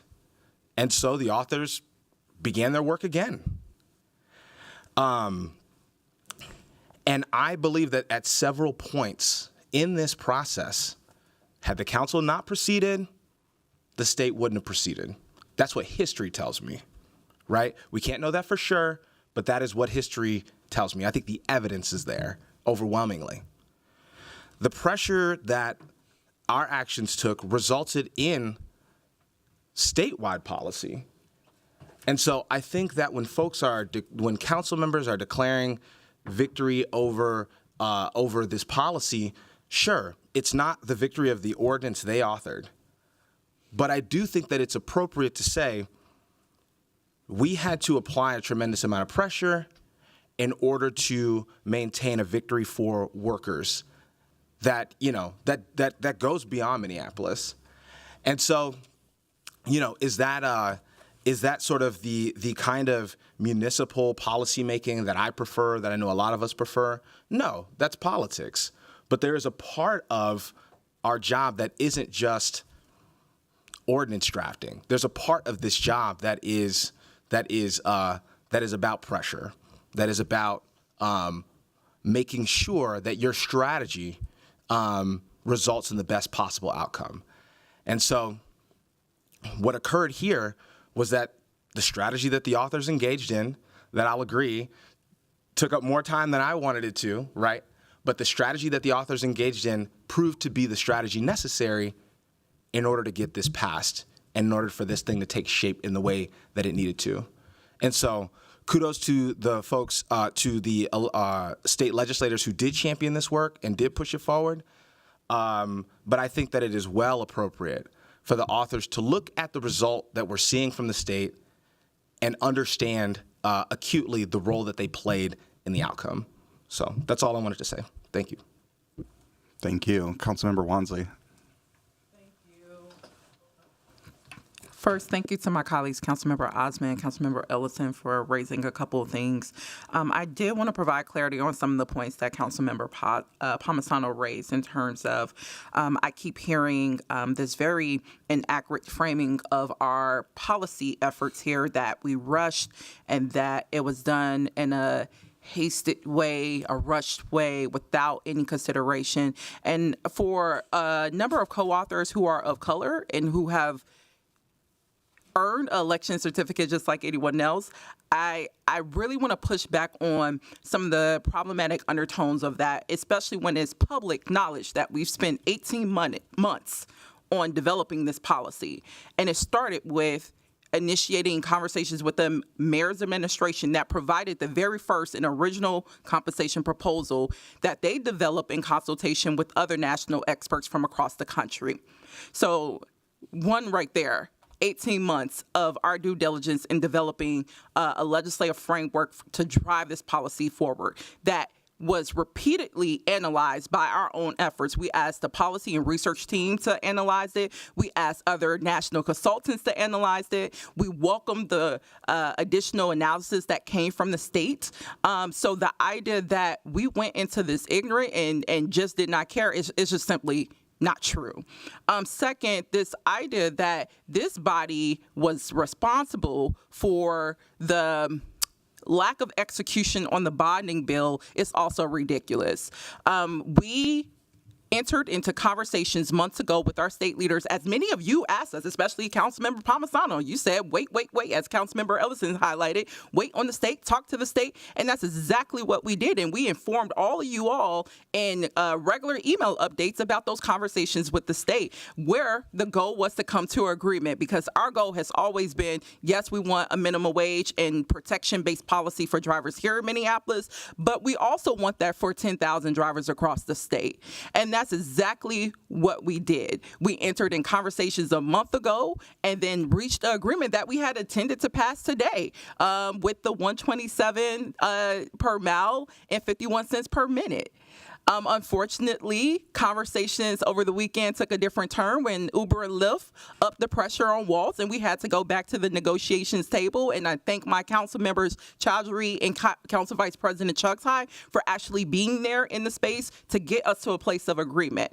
Also, state leaders know how to do their job. They know they had ample opportunities to pass a bonding bill prior to the end of session, and you know, that is something that they had to deal with, along with disruptions from Republicans, which everyone saw over this weekend. So, again, the idea that we basically halted the delivery of a bonding bill, yeah, please miss me with that. And then lastly, the piece around, we did not take up Mayor Frye's proposal. Every proposal that Mayor Frye gave to the co-authors formally through his administration, which was through the $1.40 per mile and 51 cents per minute, also the $117.34 per minute policy, those were all directly communicated to the co-authors in this body. And we seriously considered them. We did analysis that you all were here to receive input on and to also review. It is unfortunate that those policies, per the research, demonstrated that would have given drivers sub-minimum earnings. It would not allow them to take a minimum wage home that also included the cost of doing business here in Minneapolis. So Mayor Frye's administration, and he was directly engaged throughout this process, unfortunately, his proposals just weren't going to be what was needed to get us a strong policy at the state. In fact, I would say if we listen to Mayor Frye's subpar proposals at the local level, we would not have won the statewide policy that we got right now.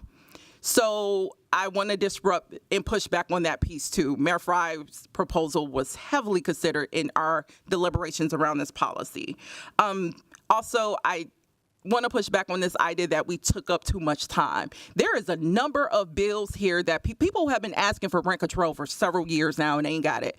So the idea that this took up too much time, the 2040 plan also needed state assistance to get through the finish line. That didn't take up too much time. We were willing to deliver on that. So I just want to highlight a couple pieces here. Speaking of time, Councilmember, yes, your I'm time done has right now, expired. and I'll conclude. Councilmember Chowdhury. Thank you, Chair Payne.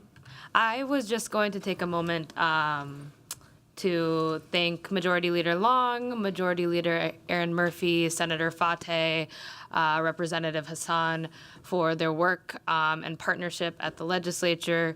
Thank our Queer Caucus and our Posse Caucus for calling us in to come to the table, the efforts of our drivers, and I really wanted to thank our intergovernmental relations team, our director, Katie Topinka, and Steve Huser, who provided really great counsel and advice throughout this process through the legislative session. I was really glad to see that we were able to, one, when we did the extension, do what we set out to do, which is collaborate with state leaders, create opportunities for new rideshare companies to be licensed and expand the market, and also for us to deliver the strongest legislation in the nation on this. There were some really, really great things done this legislative session. And I'll just give a quote from Majority Leader Long the night that the legislature, the governor, and everyone came together on an agreement. I give tremendous credit to the City Council. We didn't get a bill passed last year. The City Council did. They stepped up. They stood up for drivers. They forced the issue at the state capitol. They made sure we were going to be responding no matter what. They set a high bar for what we want to talk about for wages for drivers, and they made sure that we were standing strong. They forced the conversation here and made sure we had the strongest deal possible for drivers. And that's what I want to root us in today. We have people who are living at or below the poverty wage, that are relying on public assistance, that immigrated to this country for a better life, a story that I know really, really well, and I know many colleagues up here for when we're thinking about our parents or ourselves. So truly a gratitude to the drivers who have been pushing and showing up day in and day out. And I am just proud that they'll be getting a 20% increase. They're not going to need to go another year without that increase. And I am just excited to see the ripple effect that this will have. Right? In Massachusetts, they're looking at path to unionization. Chicago is taking on this work. There's interest in the city of Denver, and these conversations are ongoing. And this is the best of the city of Minneapolis, when the city and state can work together, whether it's $15 minimum wage, paid family medical leave, and now rideshare, because this is an issue that impacts the workers in our city. This is an issue that does impact our constituents. This is the business of the city of Minneapolis and the state of Minnesota. And today is a day for us to be proud. It was a Uber Lyft to get this done, to add some levity. Because I think we all need to laugh a little bit. And I'm excited for this to be something that we move forward on. And I thank my colleagues.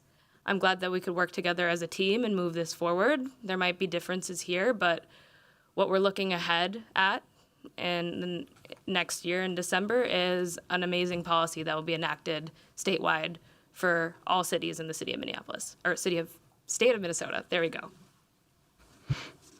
Thank you for those comments. Seeing no one else in queue, I will ask the clerk to call the roll. Councilmember Ellison. Aye. Councilmember Koski. Aye. Councilmember Wansley. Aye. Councilmember Jenkins. Aye. Councilmember Palmisano. Aye. Councilmember Chowdhury. Aye. Councilmember Cashman. Aye.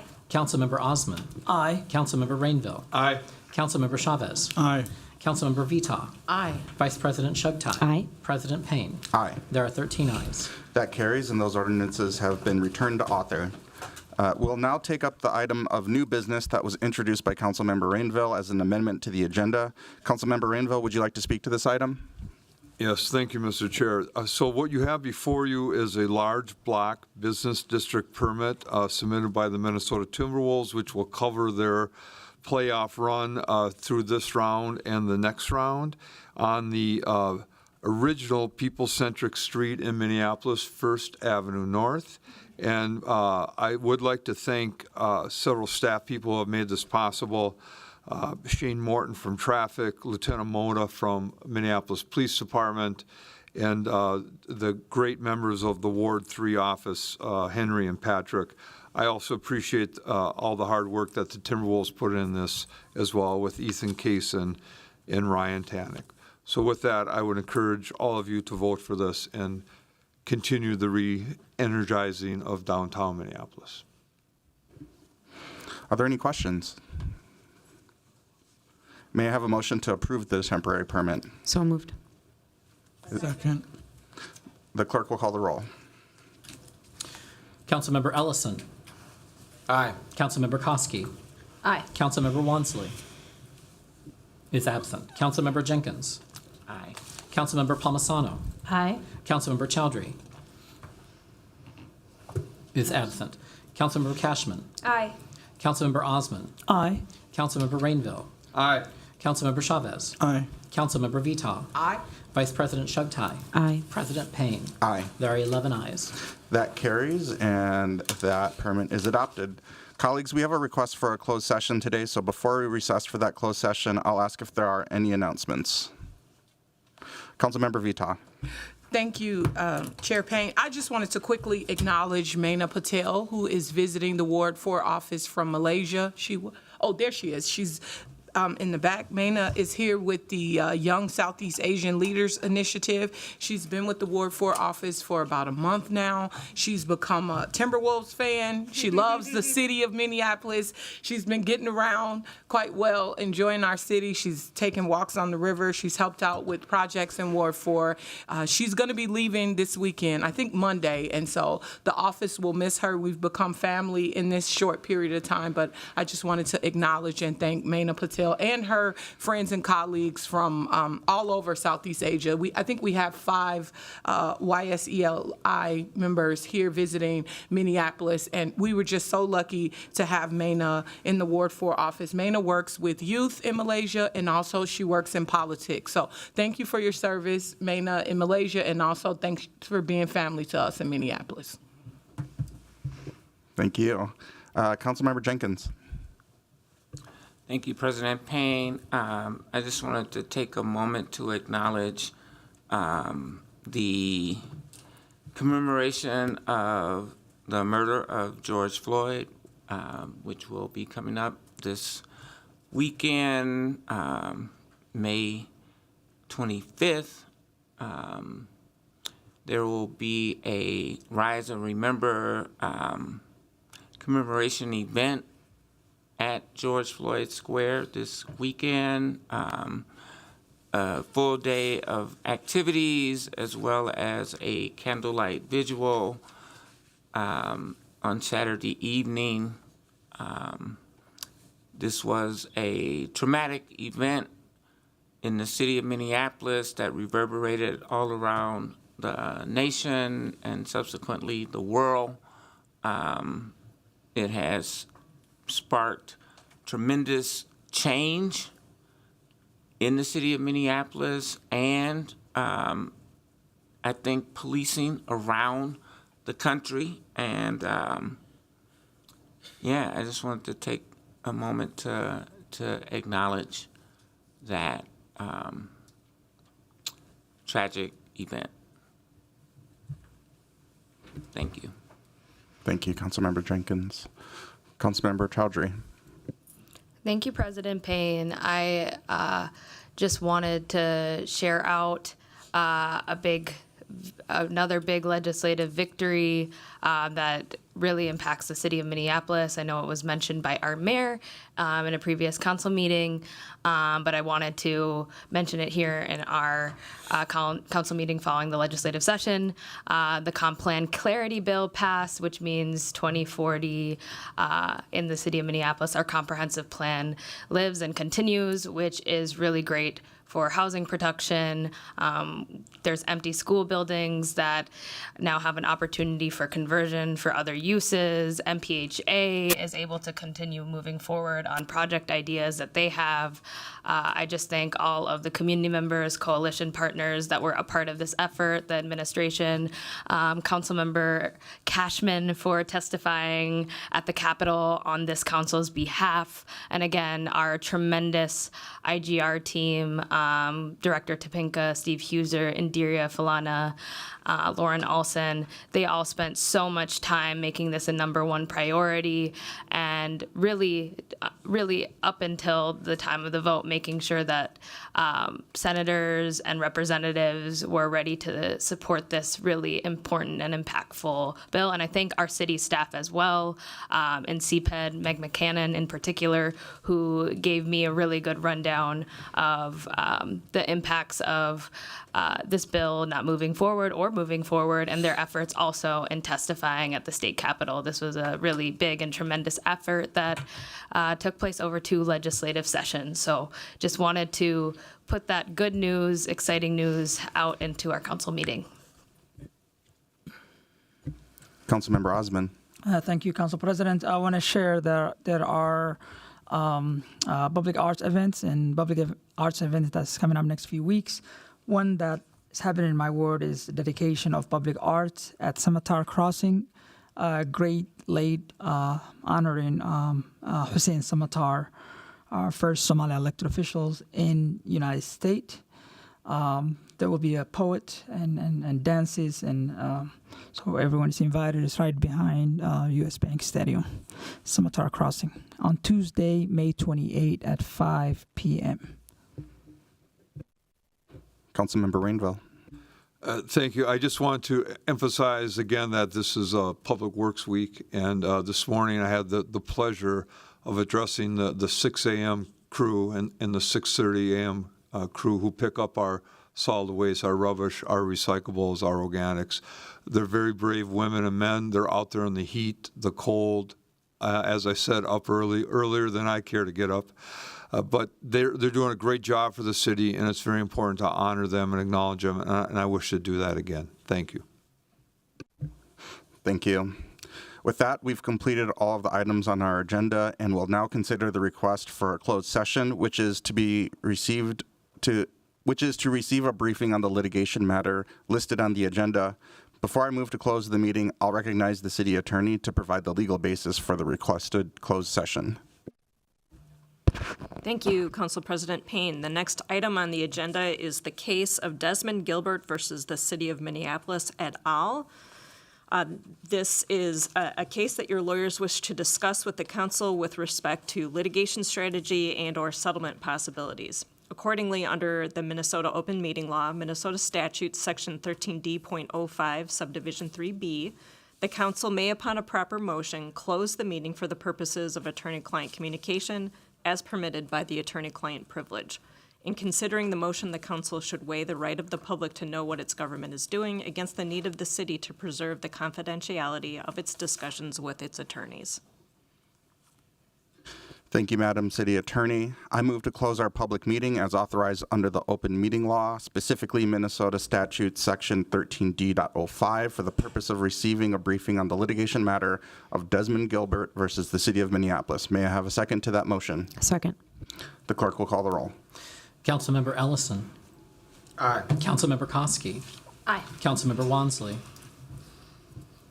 is absent. Councilmember Jenkins. Aye. Councilmember Palmisano. Aye. Councilmember Chowdhury.